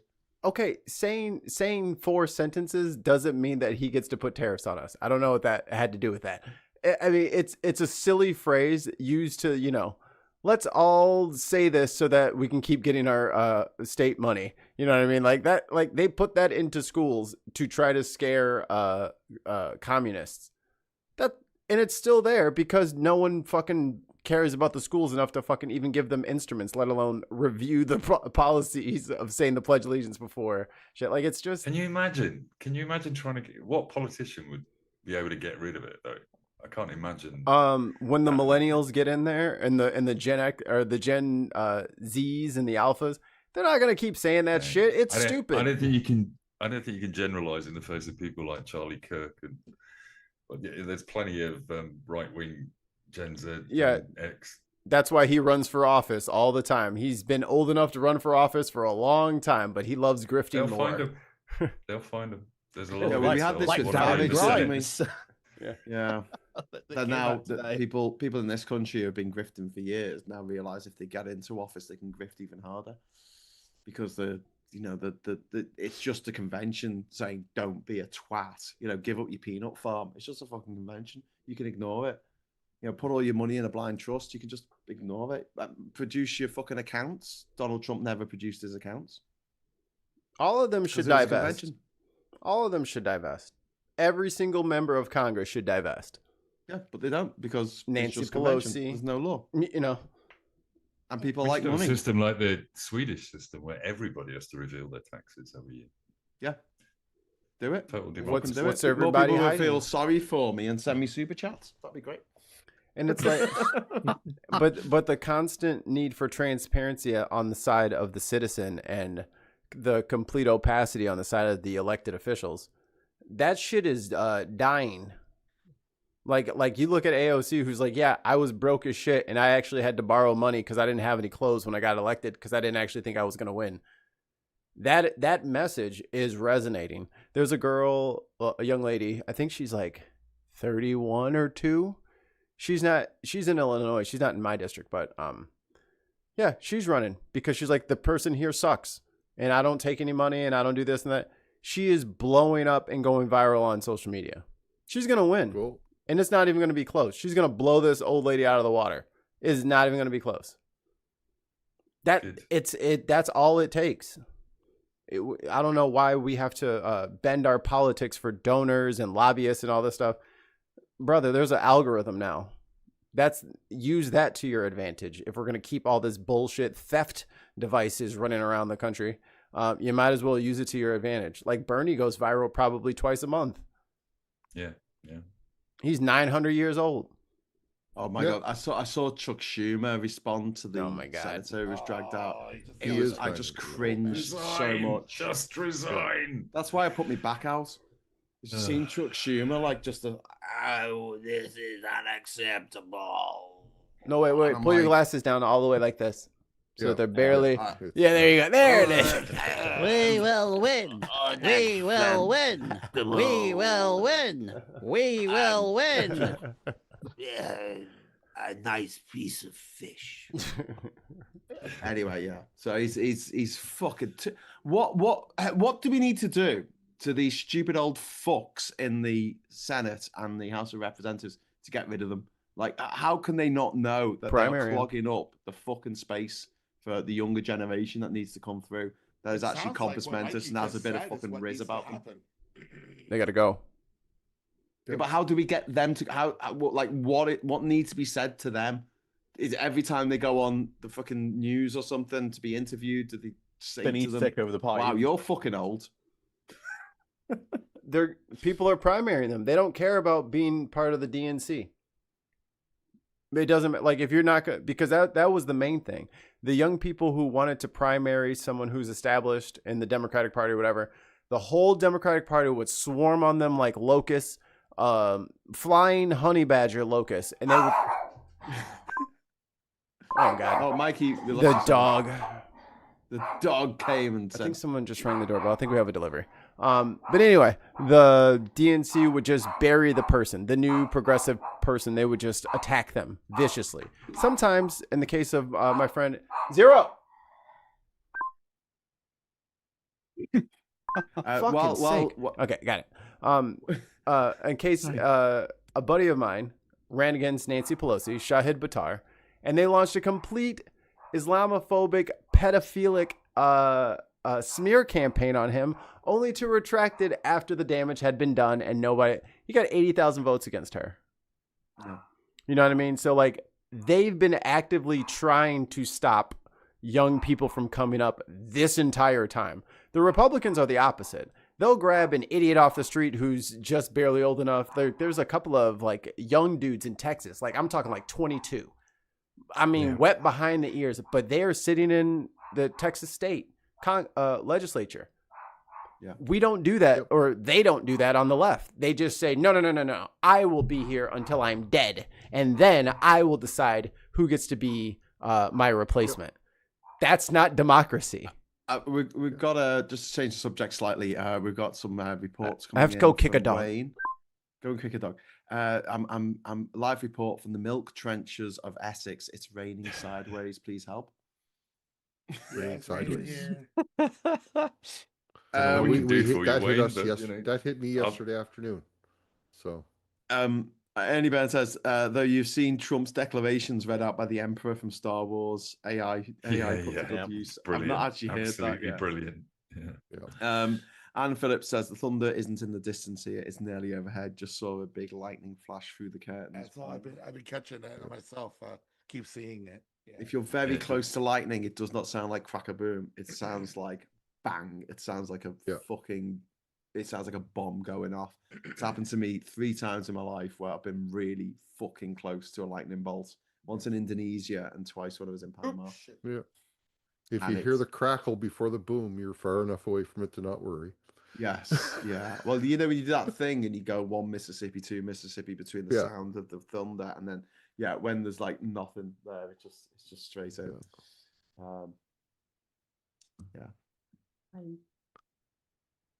Okay, cool.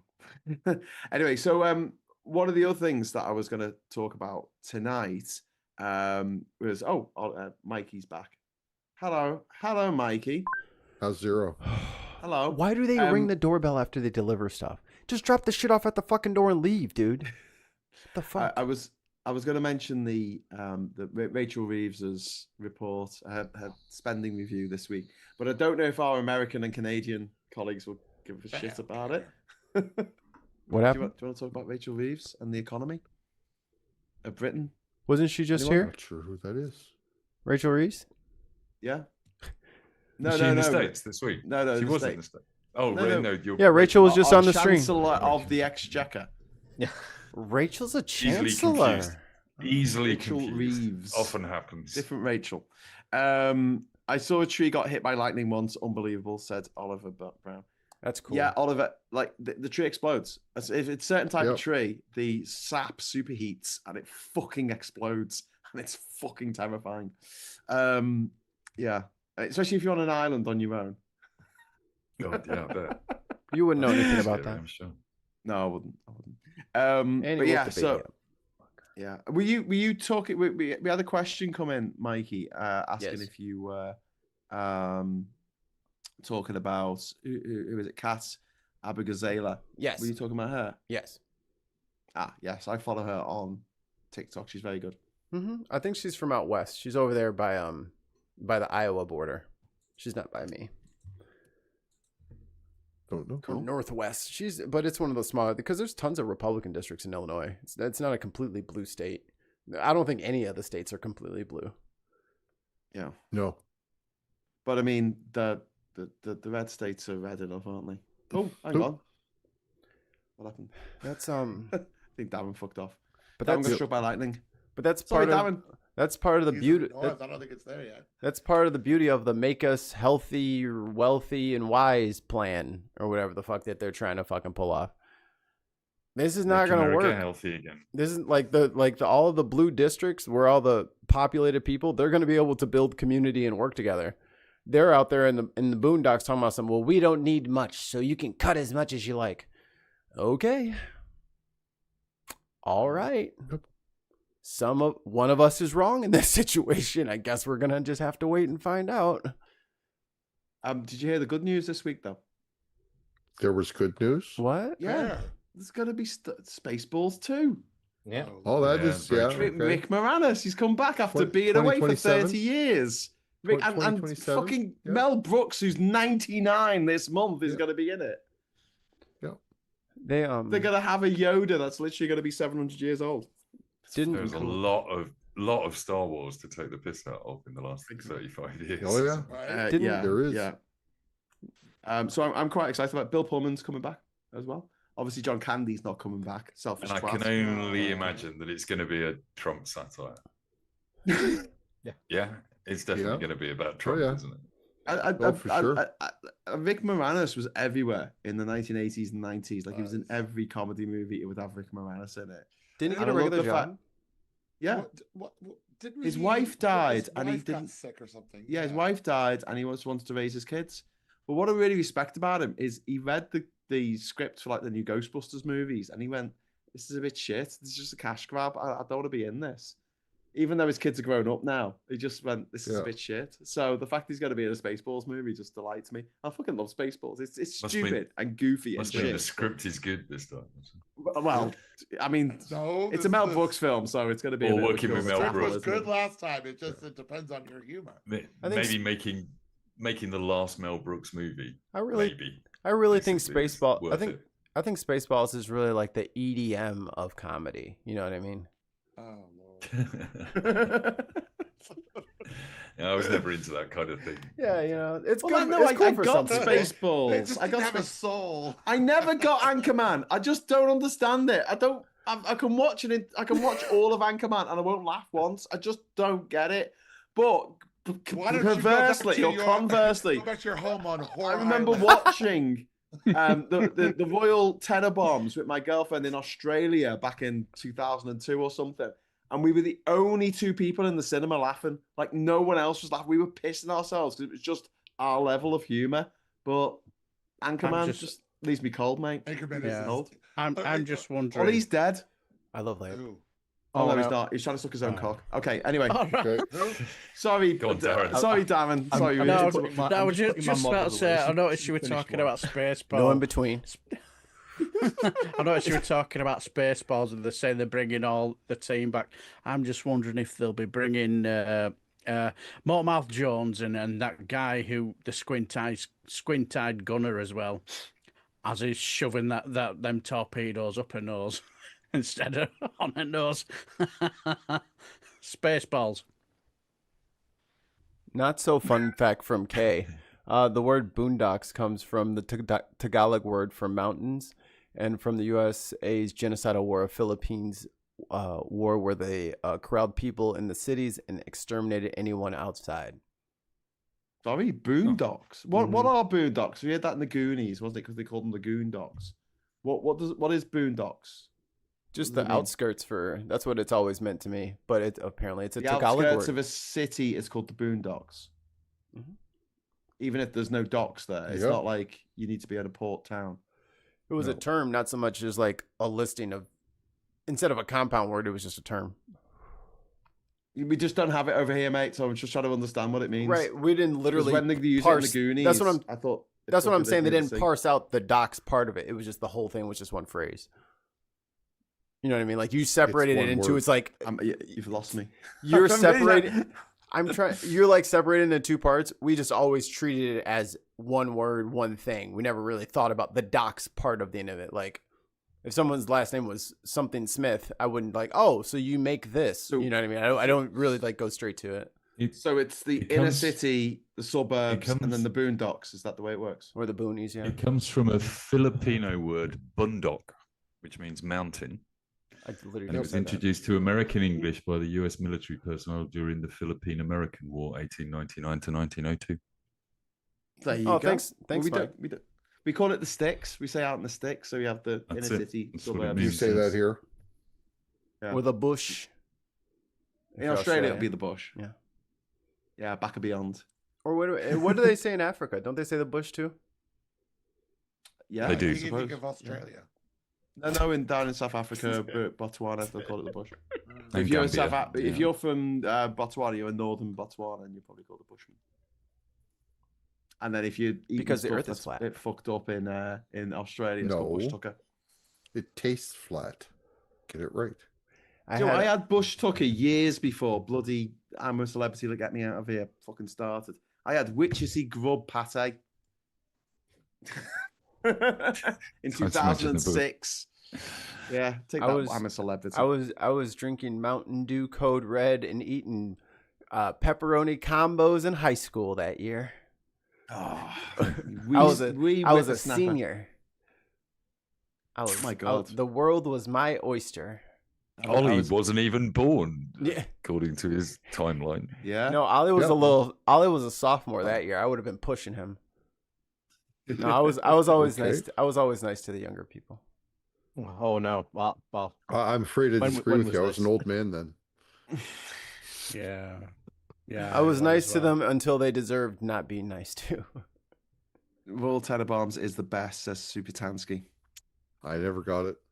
I don't I think was she. hoping that I don't movie think even she believes remotely that funny. because she would have came in here and said it if that's what she actually believes. So I'm the coverage of your convictions. clearly, AI I really chatbot. want Gene Hackman's tombstone to say that he died rescuing his family from a burning battleship. Come on, that'd be so cool. Be so good. I've not seen his new one yet. I haven't seen his new 2 actually. He did Rocket City or whatever it was called, and now he's got a new one out called the Boondock Scheme or something, isn't it? The Phoenician Scheme. That's the one. But I haven't seen that. Dark 4x4. Have you seen Red Dwarf Promised Land yet? What? I've not seen it. I've not seen Red Dwarf Promised Land. It's the When did new that come out? Red Dwarf. It came out about 2021, I think. Don't know. Oh, I haven't seen it yet. I've been didn't making know Ollie, it was out. Bowler Hatman Ollie. The chat would like to see the figurine once more. which one? Yes. Yeah, you've been working on a bunch. Yeah. What do you, Yeah, they want to yeah, see. what They want to is see it- it closer, and they would like a little explanation of what you're working on there. Is- Please and thank you. Yeah, is it Warhammer or D&D? Hold on, I have to. I thought it was Warhammer. Get my box back. I think it is Warhammer. Oh, that's Warhammer. I see the Yeah. Phoenix. Yeah. I see the Phoenix. Oh, and he no, kicked you his killed camera. Ollie, you've killed Ollie. Alive. You've killed your camera. He's Oh my not. God. It's just pointed What's down, even mate. happening right now? The He's gone camera, into mate. macro mode. Maybe he's getting. Maybe he's setting the scene for us. He's building suspense. You're Everybody, calm building down. The whole Yeah. thing out. They're in a my- dark cave. Okay. Yeah, Okay. he's got Picture it this. on Managed Picture to this. destroy itself. All right. Everybody. On the edges of fantasy forest. Everybody Ollie cl- was preparing an army in a dark cave. Everybody, It's close quite your. exciting now. I don't know what's Is it going to me happen. or has Wayne returned? Everybody, close your eyes and look at your TV. Ollie, what are you doing? They look great, Ollie. They look really good. Oh, that's amazing, Ollie. Yeah. Thanks. No, thanks for that. Yeah, Yeah, we're seeing. I've managed to somehow it- destroy my monitor. You've So my dropped monitor your- has literally fallen off its stand. Oh no! Oh no! Oh dear. I just wanted to see them. I didn't You say Mikey. break No, them. Well, Ollie, Ollie- a figurine. How do you feel now, Mikey? Look what you've done. Oh no, he's my gone! God. Oh, Still here. I blame sorry, Billy. just turned his Billy camera off. Kershaw. Cameras off. Billy Kershaw made me say that, and Billy Kershaw. And here's an I love Tesla for you. I love Tesla. He did it. It was Billy. Kershaw, I think I put you Ollie need down to at the hit bottom. that super chat button and send We can- some money to Ollie. we can still hear Ollie, but we can't see him anymore. It just says Ollie. Maybe the figurines won the war. Oh man, I feel really That's bad. now. that's rotten, dude. I did have a question in the chat about what did it taste like, talking about witchy grub pate. It tasted like hummus. So now when I think of hummus, So don't eat hummus, When I got it. eat hummus, I think witchy grub. Stuff. I've got a video of it. I got a video of me doing me bush tucker fucking trials. I should put that online, shouldn't I? Tengo una pregunta. What do you call the ingredient for hummus? You know the Chickpeas. Chickpeas. You're back. Hey, you're alive. Hey, Ollie. Now can we see the bloody soldiers? I was so worried there, mate. I thought you were done for. Like I don't know how it happened, but like my monitor just decided to just jump off its stand. And I'm like, that's what they all say. Literally had to like rebuild my entire. It didn't break though, did it? Luckily, it didn't break. nothing's broke. Okay, good. All those extra screws, when you put it together. Show us your models. Yeah, that handful of screws that you had. I don't need these. Yeah. Over the shoulder. No, I've been painting some Blood Bowl stuff, but this is some stuff I've painted before. So this is my. Ooh, he even knows the hand trick. Look at him. He knows. Very, very good. Okay, if he's showing us stuff, everyone's got to shut up because otherwise it goes to you on the speaker view.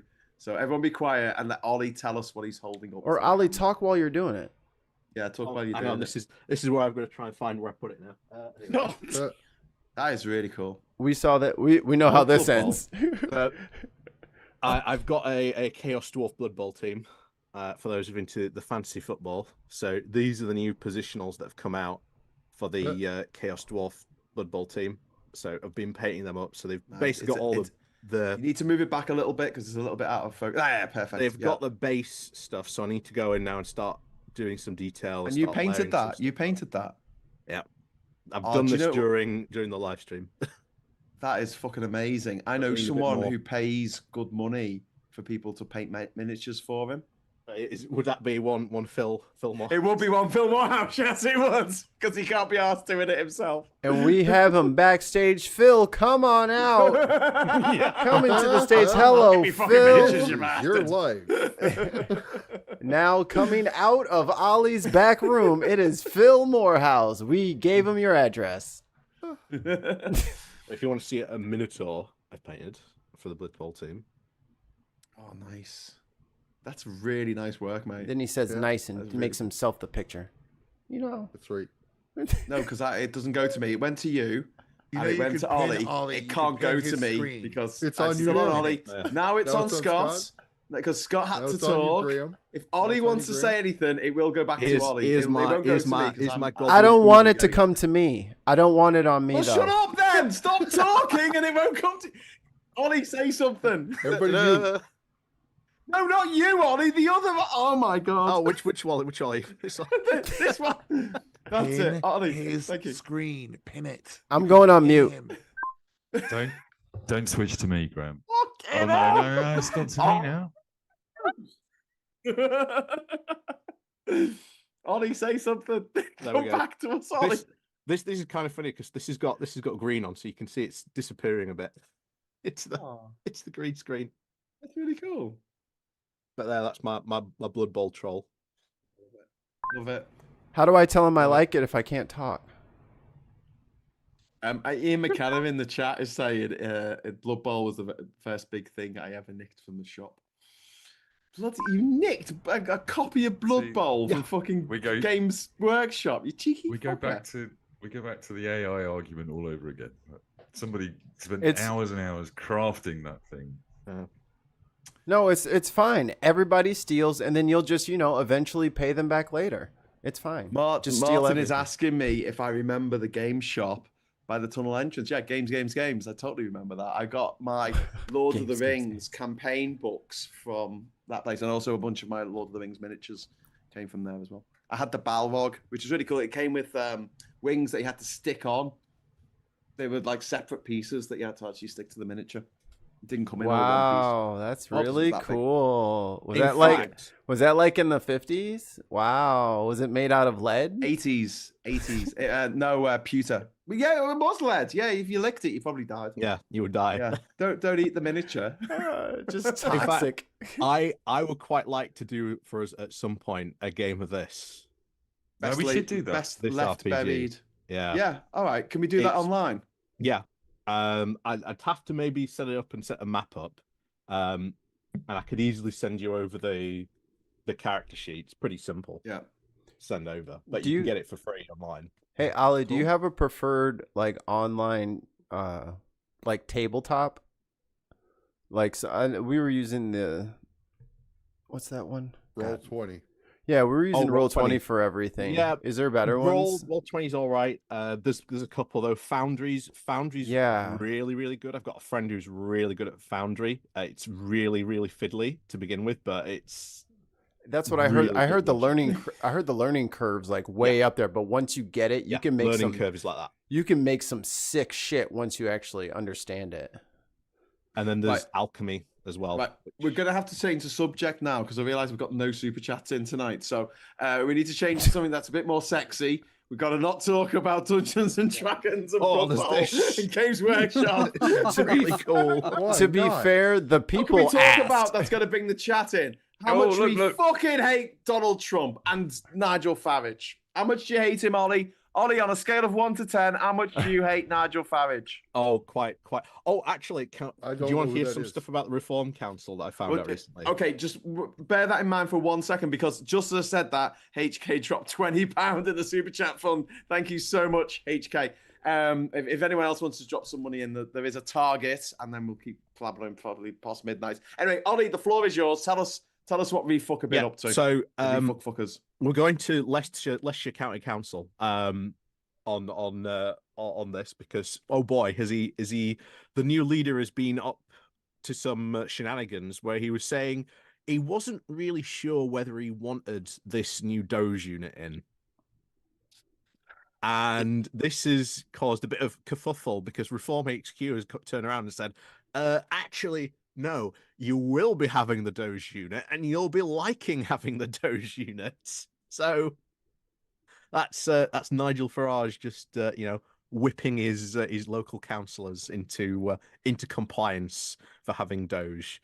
So fucking crazy. Like the amount that local councils have had their funding cut from central government, it's been like 50% since the Tories got in 2010. And like, they're going on, we need to make some cut. What fucking savings are you going to make? You've got to spend more money on fucking consultants looking for savings than you got to fucking save. Of course, the best one is the 19-year-old in charge of child services. Well, put a child in charge of child services. Do you know what his experience was for it? Don't worry, I was recently a child. Yeah, recently a child. Nice. So that has got all the experience for running child services. But this is the big problem we've got here in Durham is we've got like 63 fuckers in the council, and none of them have got any fucking experience. And the guy who's in charge of our council here, I can't express this enough. His last company went bump, owing his creditors, and the fucking tax man £1 million. £1 million. How the fuck do you lose that much money? Like, how are you that shit? I mean, it was quite difficult for Brewster in Brewster's Millions to lose that kind of money. They made a movie about it. But more importantly, did he bring his glasses to the next meeting? I remember the induction where it says, I haven't brought my glasses. Oh, God, he couldn't read the names of the people who were going to be on the fucking council. Talking of which, hasn't Darren Grimes come out and said he refuses to do the DEI training? Which he doesn't have to do. And therefore he's been suspended. He's been suspended. He hasn't. He's just milking this for clicks. He has not been suspended. And there is no fucking obligation for him to do DEI training. DEI training doesn't even fucking exist in this country because we don't call it DEI. That's an American mixed term. in with everything else. So I have a counterplay. You guys should just ask him about it. It's like, oh my God, so you're suspended today? What are you up to today? And just follow him around. Because it's like they say shit for attention. You want my fucking attention? Yeah. Tell me, actually detail the emails and shit like that they told you about the DII training. Let's see that, actually. You have completely enraptured us with the tale of your plight. Now describe it in detail. We're recording everything. Make them describe the lies. Tell the whole lie then. Let's hear it, shall we?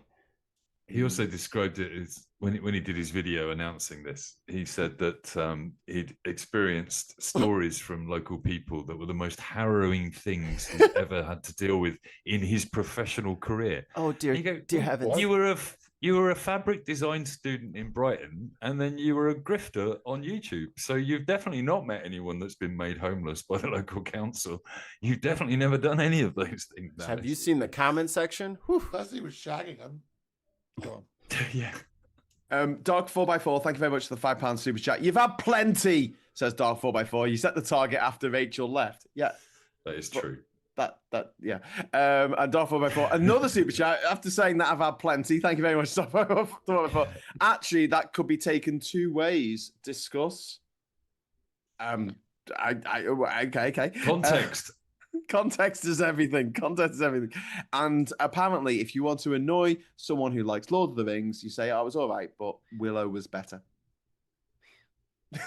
I'm not mad at that take. I have a deep spiritual connection to that movie. Like, I almost named Kira Kaya because I thought name. I thought that was the prettiest name I had ever heard, and she was so nice and she was so good with the baby. Like, I love everything about that movie. So Matt Mardigan was a fucking dude. awesome Matt character. Mardigan is the goat. He's the greatest swordsman that's ever lived. Did anyone? I think it's a lot like Did anyone watch? So. Did anyone watch the TV series? I didn't make it through the first episode. A little bit. I made about a little bit. about 14 to 18 minutes into the first episode, and I was like, It was fucking awful. It was real Although bad. it did have a little person whose name was Graham Hughes in the TV show. Did it? Who I'm friends with on Facebook. Of course you are, because I hope everybody adds all the same people with the same name so that you can hopefully that's one day exactly make a what I club, did. so that you can have like Yeah. your own first and last name That's club, and then you guys yeah, can have a convention hall, and then everybody shows up with the same name tag on. It'd be so fucking confusing, but God, Yes. it's fun to be alive. Yes, I did it back in 2007. So Yeah. it was 18 years ago. That's kind of convention. what I thought Facebook was for in 2007. I've got, Making friends I've with got people a with the number same of name, Mike have you? Dixes around the world. Wow. Oh, I'm sorry, Mike. Apparently, Hey. there's a lot of actors named Mike Dix. Let's just look into the. Yeah. Oh, No, actors. don't Google that. No. Safe search, Mikey. Wow, there's a long list of gentlemen here, and they are scantily clad. Loud. All in loud. Yeah. How is he holding that beach towel up? Oh God! Come on. I'm pleased to say I come up quite high in that search. Did anyone see the TV show with Warwick Davis in called Life's Too Short? Yeah, I really liked that. I really liked that was a Ricky Gervais. It was Ricky Gervais, Scott, who's stop unfortunate now. You're not but supposed to it laugh was- at that part. It was good. I liked it. It had a heart to it. We can't laugh at that part, Scott. We're supposed to laugh at the other part. Stop, Scott. HK is asking if the other Grahams have islands. Sadly not, unfortunately. What? There's That'd be quite only fun. one Rhode Island. That would be quite fun if they did. No island Scott's for you. broken. Phonebox Chicken says sounds like Dave Gorman. Yeah, Dave Gorman went around the world meeting everyone called Dave Gorman, didn't he? He did. Which I think is really cool. I think my mind just blew a fuse, says Pete Music. Ooh. Scott, they got a follow-up show called The Long and Short of It. Shut the It's a fuck up. wrap-up podcast about that. Have we lost Scott to I broke the him. fact that Warwick Davis was in a TV show called Life's Too Short? Is this what's killing Scott right now? And then the my God. podcast about it is The Long and Short of It, the making of Life's Too Short. It was fucking Vendetta. great. It was a funny TV show. Vendetta points out in the chat that Warwick Davis lives in Yaxley, which is the village I grew up in. What, you grew up in Tommy Robinson? I grew up in a town loosely named after the same family as Tommy Robinson. Oh, go. Tommy Robinson goes to private school. He looks like he did. K in the chat says LMAO, and here I was so mad they disappeared the Willow show before I got to see it. Good to hear I didn't miss much. Let me tell you something. Your memory is preserved. Mine has Honestly, been damaged. It's so fun. Like we endeavored for a few episodes. We weren't just 17 No, it minutes wasn't in. good. We went in for a Wasn't good. few episodes because it was like, well, we're in for a penny. I don't like abandoning things halfway through, but oh my God, This was like a ginger stepchild. It just needed to be abandoned in the snow. It was the Willow equivalent of the live action Lion King, or like the CGI Lion King. I didn't finish that either. As soon as they said Hakuna Matata, I was like, I gotta go. I gotta go. Tansky, thank you very much, Super Tansky, for the £2 super chat. I've tried to find Mike's dick on Google search. You're in there, mate. There's a missing apostrophe there, Tan, I think. Anyway, Graham, can you just put the link in the chat for for your dick? Yeah. Yeah, sure. Mike Dick's at OnlyFans. Is your dick on the internet? Is there any danger of your dick being on the internet, Mike? No. Yes.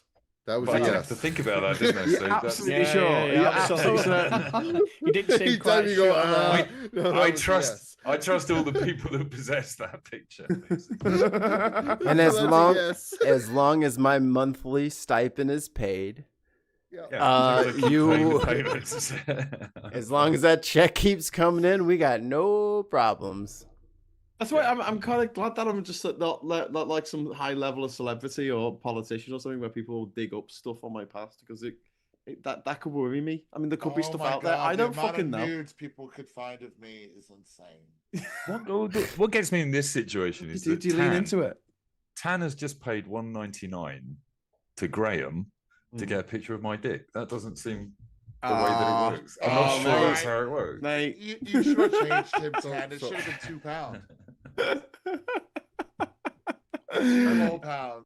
I'm your pimp. A pound for each. Brilliant. I've always wanted to be a pimp. I was about to say, You can just DM me. It's fine. And since it was $1.99, you're an awful low value commodity. Scott, do not get your penis out. Scott, put it away. I get my penis. I was gonna DM Mike.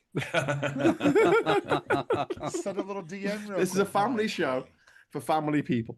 Lucas says, no matter how bad a show is, it should never be completely deleted from being found. People worked hard on it and need to show off their work. Yeah, I absolutely agree, which is why I wish the BBC would undelete my fucking show that they used to have on YouTube many moons ago, but they don't anymore. So no one in Britain can watch it. I mean, let's just put this in context. They kept all the racist parts in Peter Pan up, and the show is gone. What? You know what I mean? Like, that's where we're at. Sorry, explain that. I don't understand. There's horribly racist parts in the Peter Pan thing on Disney Plus, the Peter Pan movie from the 50s or 40s, whenever it was. That stayed in, but the Willow reboot, no, pull that off the app.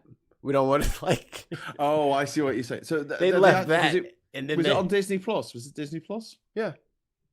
And they just got rid of it. You just can't watch it anymore. They're like, no, that never happened. But yeah, I mean, just kidding. Dogma's been re-released at cinemas this summer, isn't it? Because that was unavailable for many, many years because the rights were owned by Harvey Weinstein. And so you couldn't get it on Blu-ray or... He must not have enough money for Trump to pardon him. I heard Diddy's trying to get a pardon. R. Kelly's trying to get a pardon. All the little sex pests are trying to get pardons. Yes. Birds of a feather, you know. Lots of people are getting pardons, though. Lots of people are getting pardons in America. But here's the funny thing: 1,500 fucking rioters on there. Well, they needed ICE agents. 6th. They needed ICE agents. Has any president pardoned so many people before this? Are ICE agents. Sorry, Ollie. All the kind of hard to think. Sorry. All I was saying was, has any president even come close to pardoning so many people in the past? I have no idea, but it doesn't seem like quickly, I think. Let's see. 1,500 rioters. No, which is just obscene. Not to worry people, but Iran is striking back again. Yes, at right in Tel Aviv. I was just reading that as you just said. 1 minute ago, the news came up that Israelis are permitted to leave their shelters after the latest Iranian missile attack. FDR has the most pardons. Okay. Yeah, he has 3. Didn't he pardon a lot of 3,687. Who did he pardon? Insurrectionists. Scrolling. Scrolling. I think it was a lot of the people that marched. Let's see. I think they were good pardons. Somebody mentioned it in a podcast the other day. The only good pardon is a dead pardon. I knew he was going to say that. I knew he was going to say that. Or a pardon me after a funny noise. Pardon? Or a pardon me after some funny noise you just made. Pardon? Pardon? Pardon? We keep making this joke until it's not funny anymore. Pardon? It's just before I started it.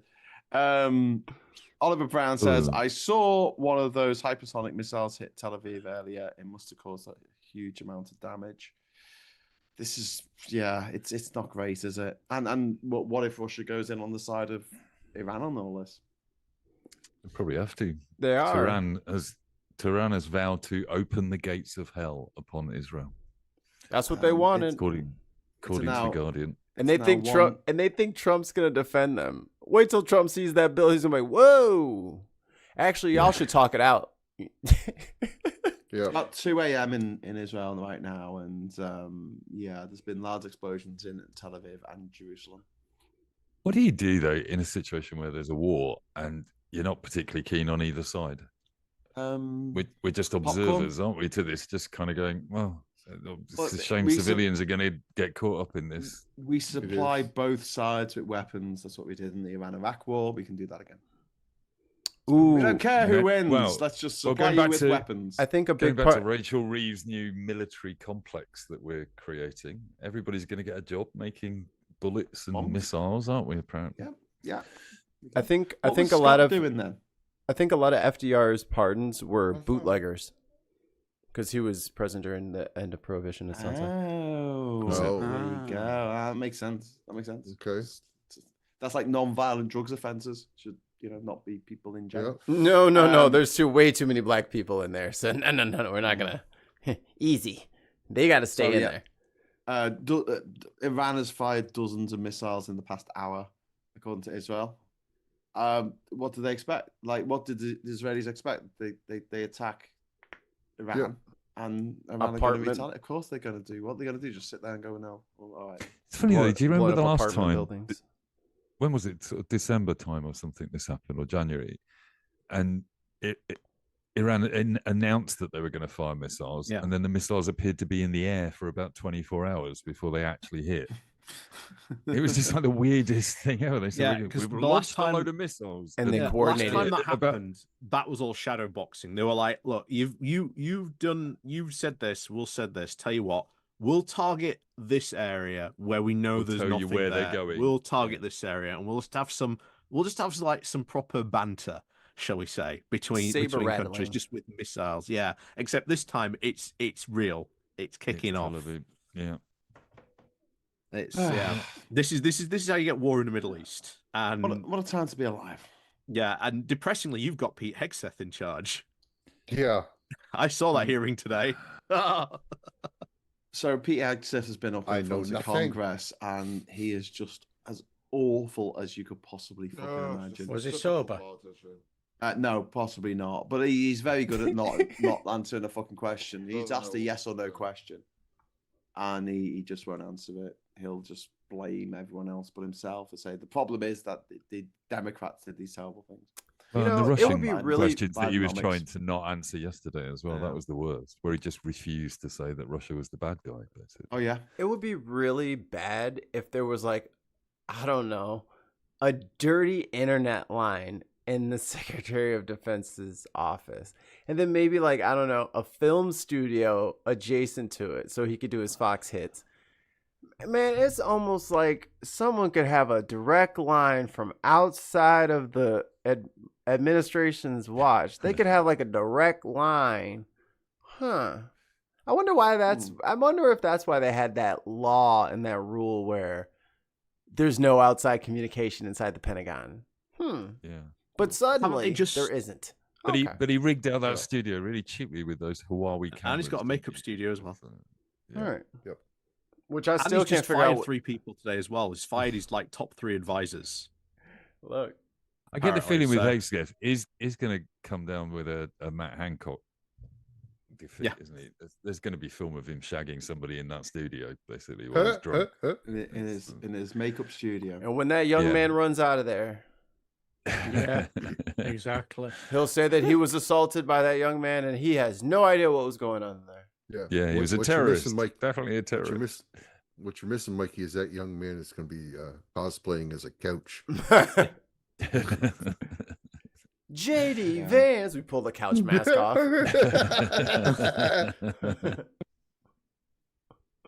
So, Boy George has responded to J.K. Rowling. This is amazing. I'm literally reading it right now. J.K. Rowling said, "There is no living as a woman.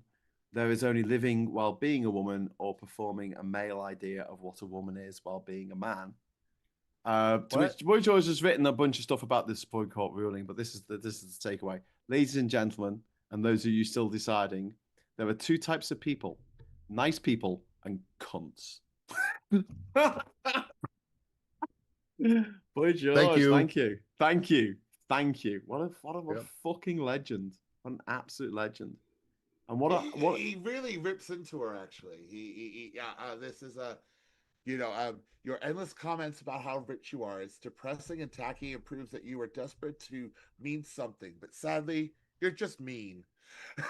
It's like he really is fantastic. Like going for her. Oh, why don't you buy a nice Scottish island or a farm and start a JK commune for traumatized turfs? Oh wow! Or listen to your fellow Scot, Sydney Banks, and he will hopefully help you understand that this is all in your head. Who in the chat said that they should call it the dairy farm? That's mean. Don't call it a dairy farm. What, a dairy farm? The commune. The commune. Why would it be a dairy farm? All right, I'll tell you later. Oh, okay. I missed that one. Sorry, I just didn't get it. It was a bit like it was Anchorman all over again. I felt really embarrassed about not laughing. Wow, at he Anchorman. called me Will Ferrell. What an Go asshole. home to your home on Whore Island. Yeah. What? Hey? Who called you what? I didn't call anyone anything. You What called have I me done? Will Ferrell. William J. Farrell.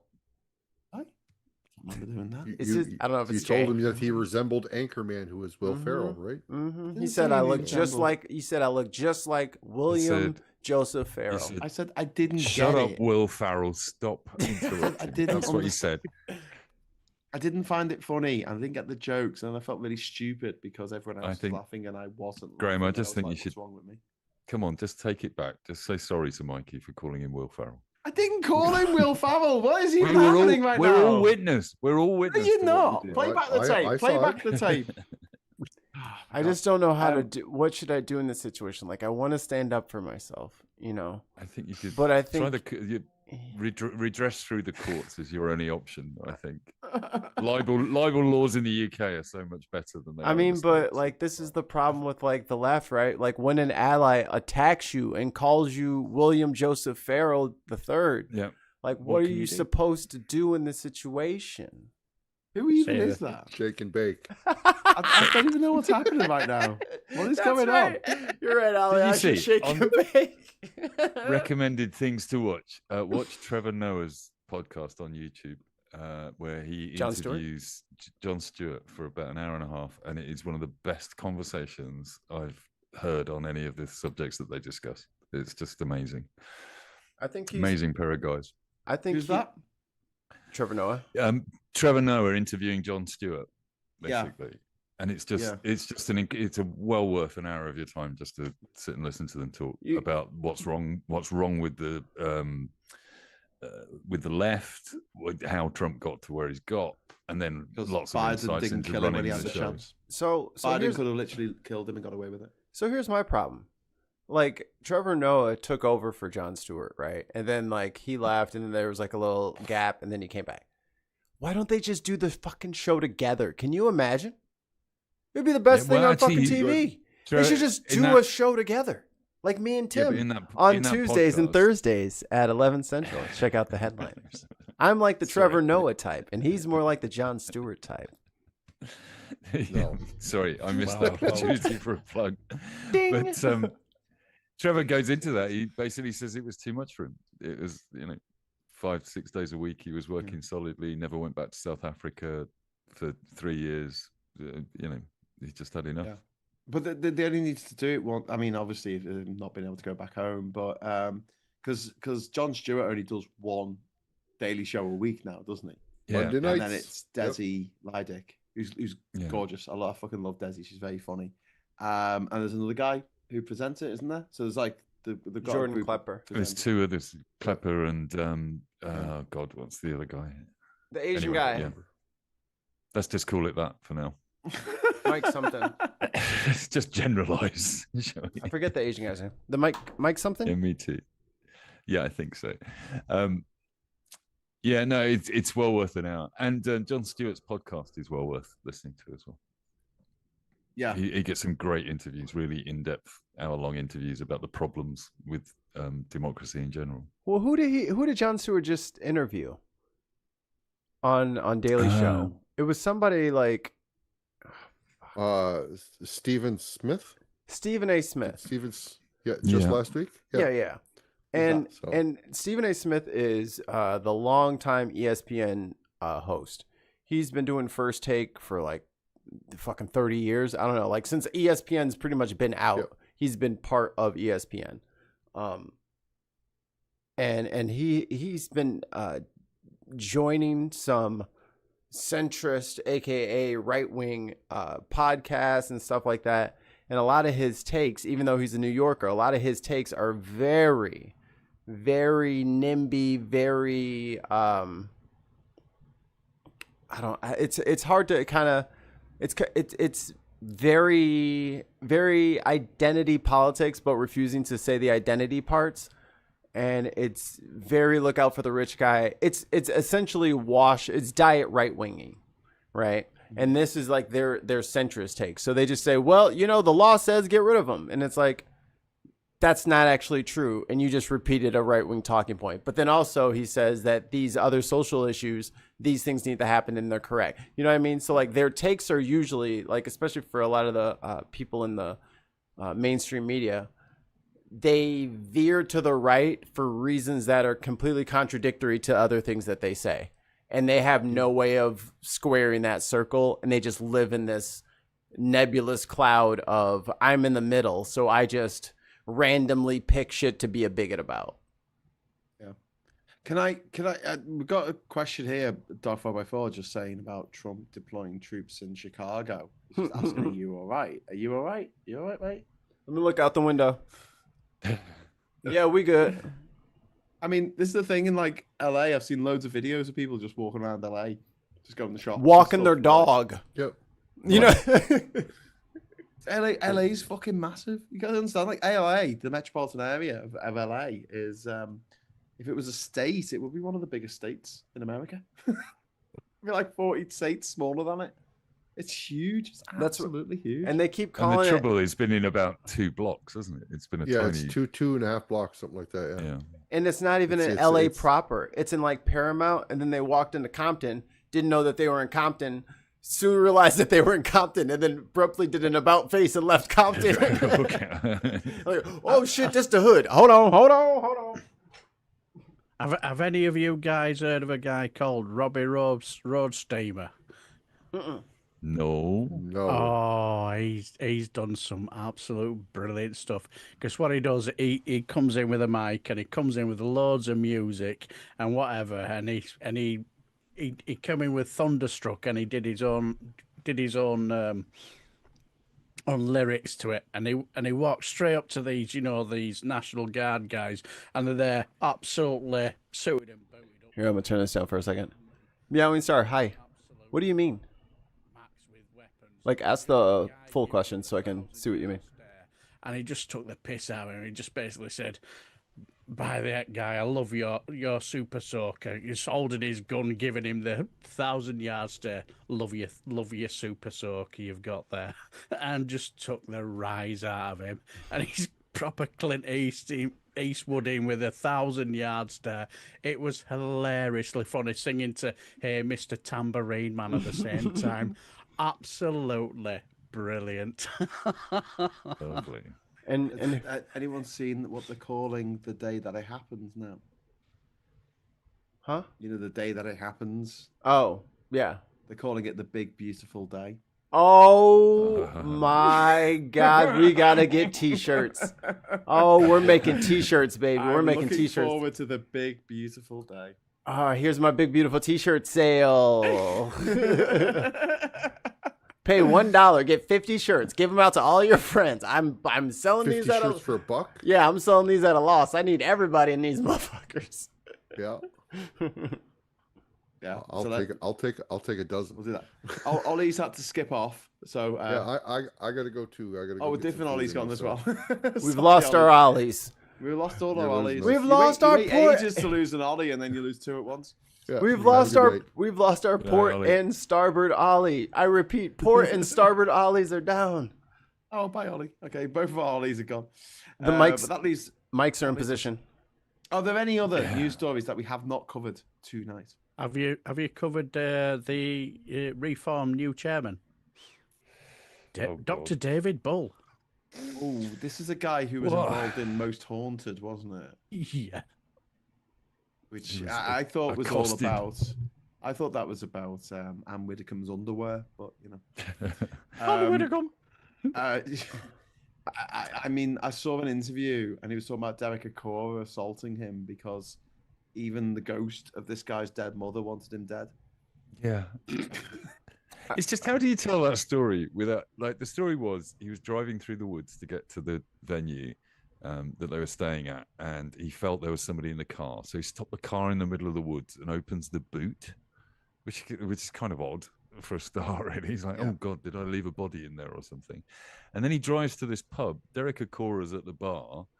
He walks in and Derek Akora says to this bloke, you didn't come here alone tonight, did you? Your mother came with you, and then attacked him as if possessed by a demon. And you go, basically, you walked into the pub, you said something wrong to Derek Akora, and he punched you. That's what happened that night. Yeah, probably will have done. Derek Akora was found to be a complete fraud, though, wasn't he? Yeah, it did. Yeah, really? Someone who pretends to talk to ghosts turned out to be a fraud? Any ghosts? No. You're kidding me, aren't you?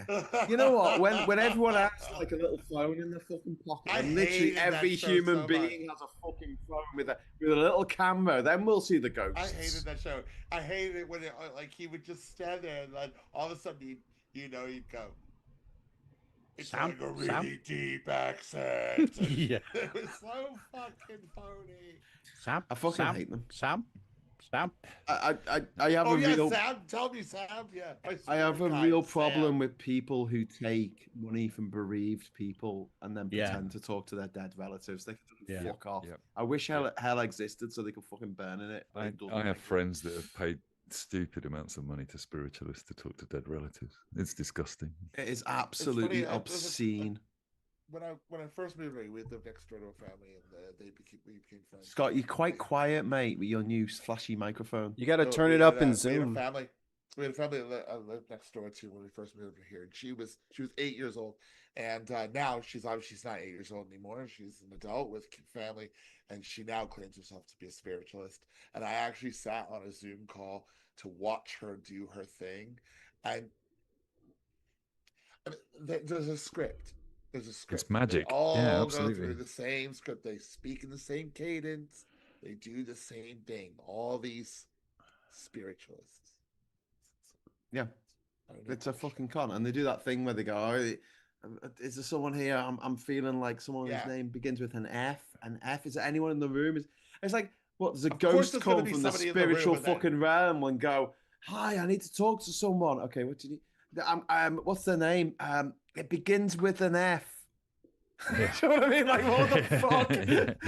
And then they never impart any good information, like, what's your password for the fucking, the vault? Or what kind of music are they playing in heaven? Yeah, nothing like that. It's I'm getting something. There was something that was very special to him. Yeah. Is it?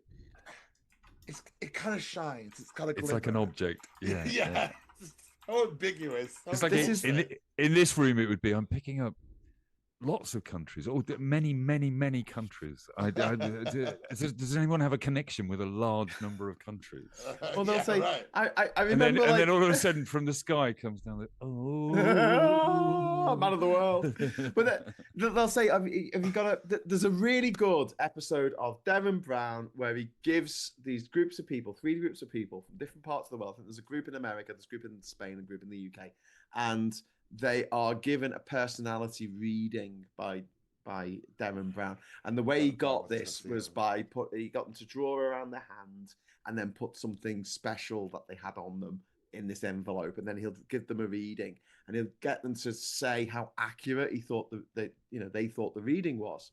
And people would read, and some people were crying. They were crying reading this because it was about sometimes you go out and you're in a party, but you feel like you want to be alone. But other times, you're the life and soul. And then you've started an artistic project, but other things got in the way and you never quite finished it. But you always mean to go back to it. And there's a drawer in your house and it's got lots of things, like maybe photos, but it's a bit disorganized. And one day you're going to get around to organize this. There were people crying, going, "Have you read my diary? How do you know how I feel about all these bad things?" And then he got the same shit. He got them to swap the papers to see if they could guess whose paper it was, and it was all the same everywhere. In Spain, in the UK, in the US, they were all given exactly the same reading, and it was just using these weasel terms, gimmicks, weasel words that just apply to everyone. The human condition. Sometimes you're tired, sometimes you're not. Yeah. And this is going to be. You have this things is going to be in one your of the house big that uses. glimmer. Wait. It'll be one of the that shine. I think it'll be one of the big uses of AI because I had some dealings with local newspapers years ago, and one of the things that the junior journalists used to get was the horoscope page, and it was literally, can you make up 12 nondescript descriptions of somebody's life basically in the day? So AI will quite happily do that and start communing. In fact, that's what we should do. AI seances. That's a genius idea. We need a name for it. Yeah. It's Spooker with no E in it. You just type in the name of the ghost that you want to speak to. Yeah, and it just comes back. We could make a fortune. Guys, we're going to be rich. I don't want to take money off recently bereaved people. I think it's evil.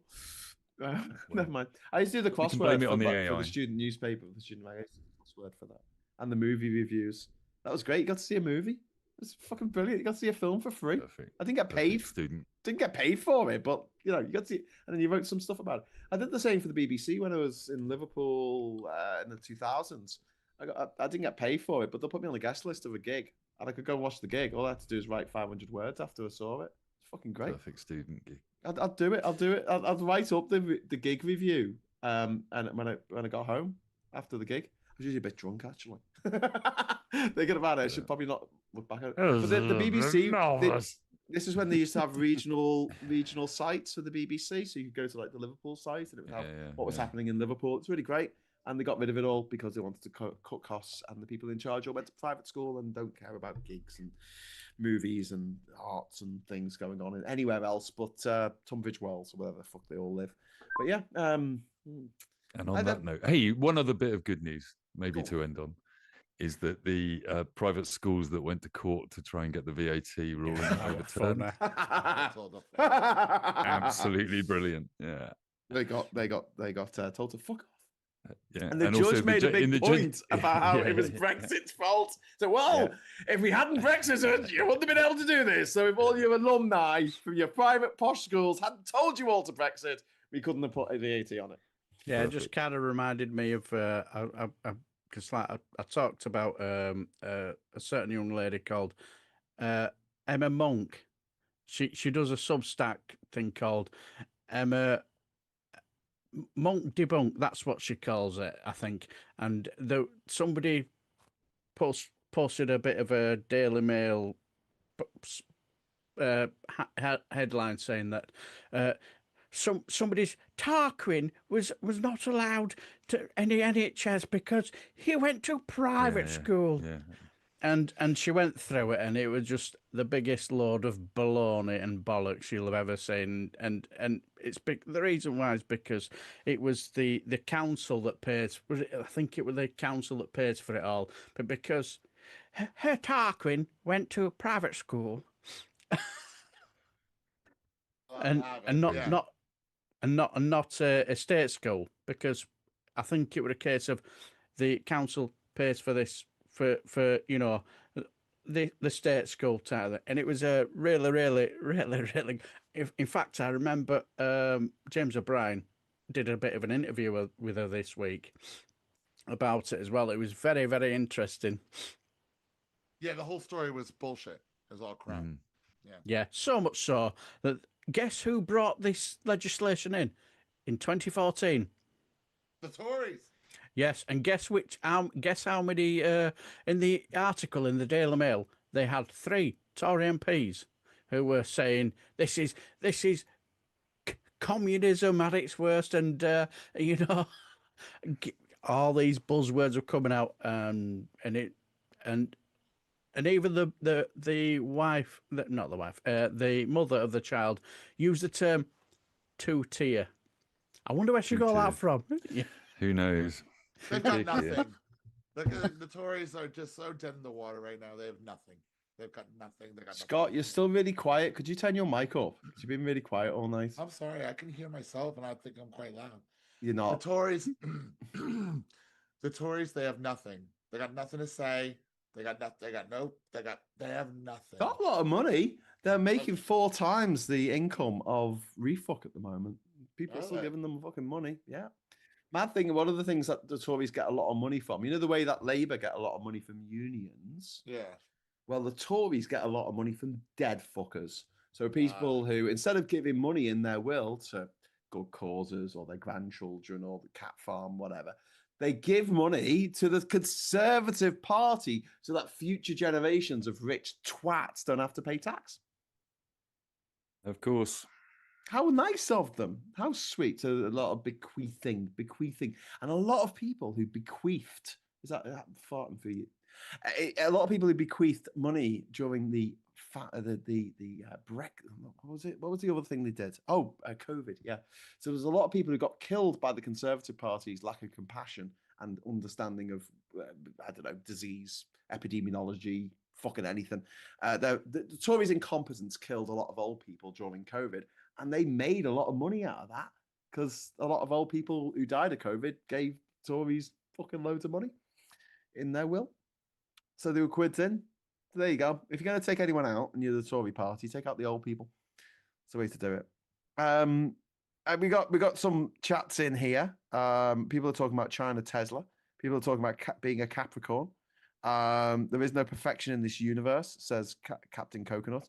And I think we're gonna have to wrap it up in a few minutes. So I'm gonna ask before we go, are there any news stories that we haven't covered this week that I literally cannot think of anything thought were fucking hilarious and we should possibly have a look at? Zahir Yusuf getting his backside handed to him on Question Time a few times? I didn't even watch it. I saw him just fucking being allowed to talk and just lie, and no one did anything about it. But although quite a few in the audience didn't buy his bollocks. Well, that's good. One guy called them a comedy show. Yeah, well, he is. I mean, he's a fucking idiot. But he resigned last week, didn't he? And then he rejoined. Yeah, but what I did find quite funny was when you looked at him, he looked incredibly uncomfortable sat next to Darren Jones, because I remember when it came to asking him about how you're going to pay for all this, and he got into him, and then decided he's going to do Fiona Bruce's job. Ask him the important question: how are you going to pay for all this? And he just waffled on about. He said, "Oh, what you're doing is insulting the public," and he said, "No, I'm not insulting the public. I'm just insulting your intelligence." And she goes, "How are you going to do it? How are you going to do it?" And then Fiona Bruce says, "Basically, can you stop harassing our guest? He's only here to have his belly tickled." Did she ask Darren Jones to stop harassing? Yes. And she also said, now, remember, this is supposed to be an audience that's supposed to represent the voting percentage of the electorate. She said, we do have a lot of reform support voters in tonight's audience. Well, were it only 14% of the vote? But apparently. All right, I'm just going to lower them because this is kind of like over on our side, and I don't want to interrupt what they're talking about. K with a $10 super chat. Thank you so much. Not gonna lie, I miss those days when y'all would let me and Theo come in and yell at everyone for being shit libs. P.S. Mail, you are dope. Please don't bail. I agree. You are dope. We used to fucking do those shows were so long back then. Like every live stream was like 4 to 8 hours. I would eat on stream. I would be on every Thursday. I'd be on the fucking internet all day. It was crazy. Thank you for the super chat. Let's pop back in. Well, their very expensive lobbying appears to have paid off, basically. So. But there was some fucking nutter on one of the politics shows. Sorry, Mike. Yeah. You need to say something? Yes, I had a news story. Oh, okay. Could just finish off. I was queuing up. Okay. I'll come to you in a moment. But there was some fucking woman nutter on a politics show in I know you mean Britain, and she was going on about how undemocratic it was. These new arrangements in Gibraltar to allow people to in and out of Gibraltar, and so they can cross the border into Spain without having to have a border crossing between Gibraltar and Spain. Is she the one who mentioned David Lammy? David Lammy's. Yeah. I got the feeling there was a little bit of a racist dog whistle there. I could be wrong, but that was the feeling I got. It was just the fact that she went on and on about how it was sacrilegious and it was taking away people's democratic rights. And no fucker said to her that 96% of the population of Gibraltar who voted in the 2016 referendum voted to remain. And she's sitting there going, "Oh, they're going against the British people who wanted the British thing." Was it that Lauren asked about hijabs? Was it that reform moron? No, that was a reform moron. I think this was a Tory. It wasn't the burqa one. No. No, that was the I've got friends in Gibraltar. Educated MP for Runcorn and Helmsby. Runcorn, that's right. Yeah, I've got friends in Gibraltar, and they're over the moon about the arrangement because it's been a ridiculous situation since Brexit. Been a ridiculous. So essentially what it is if you fly in now, you go through 2 sets of border security in the same way that you go through 2 sets when you're going through St. Pancras Station in London, if you're going on your way to Brussels or Paris or Nantes. Not Nantes. Fuck, what's the other place you can go to where it branches France. Nice. No, that's down in the south. It's nice. Shit. It'll come to me. I've been there. I went to the zoo. Boulogne? Was it? Someone's going to tell me in the chat. Did you have your trotters up there, Graham? No, I don't put my trotters up in the south of France. Franceland? The north of France, perhaps, but not the south. But yeah, Lille. France. Francington.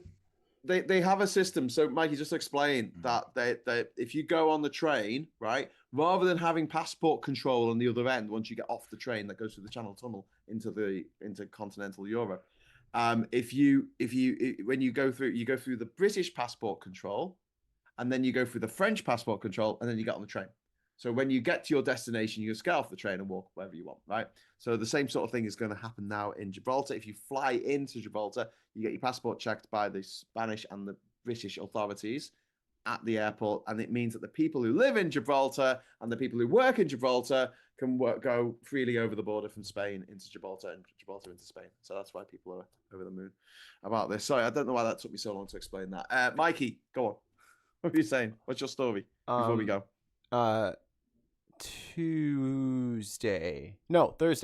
Thursday, me and Tim covered the fall of Western media.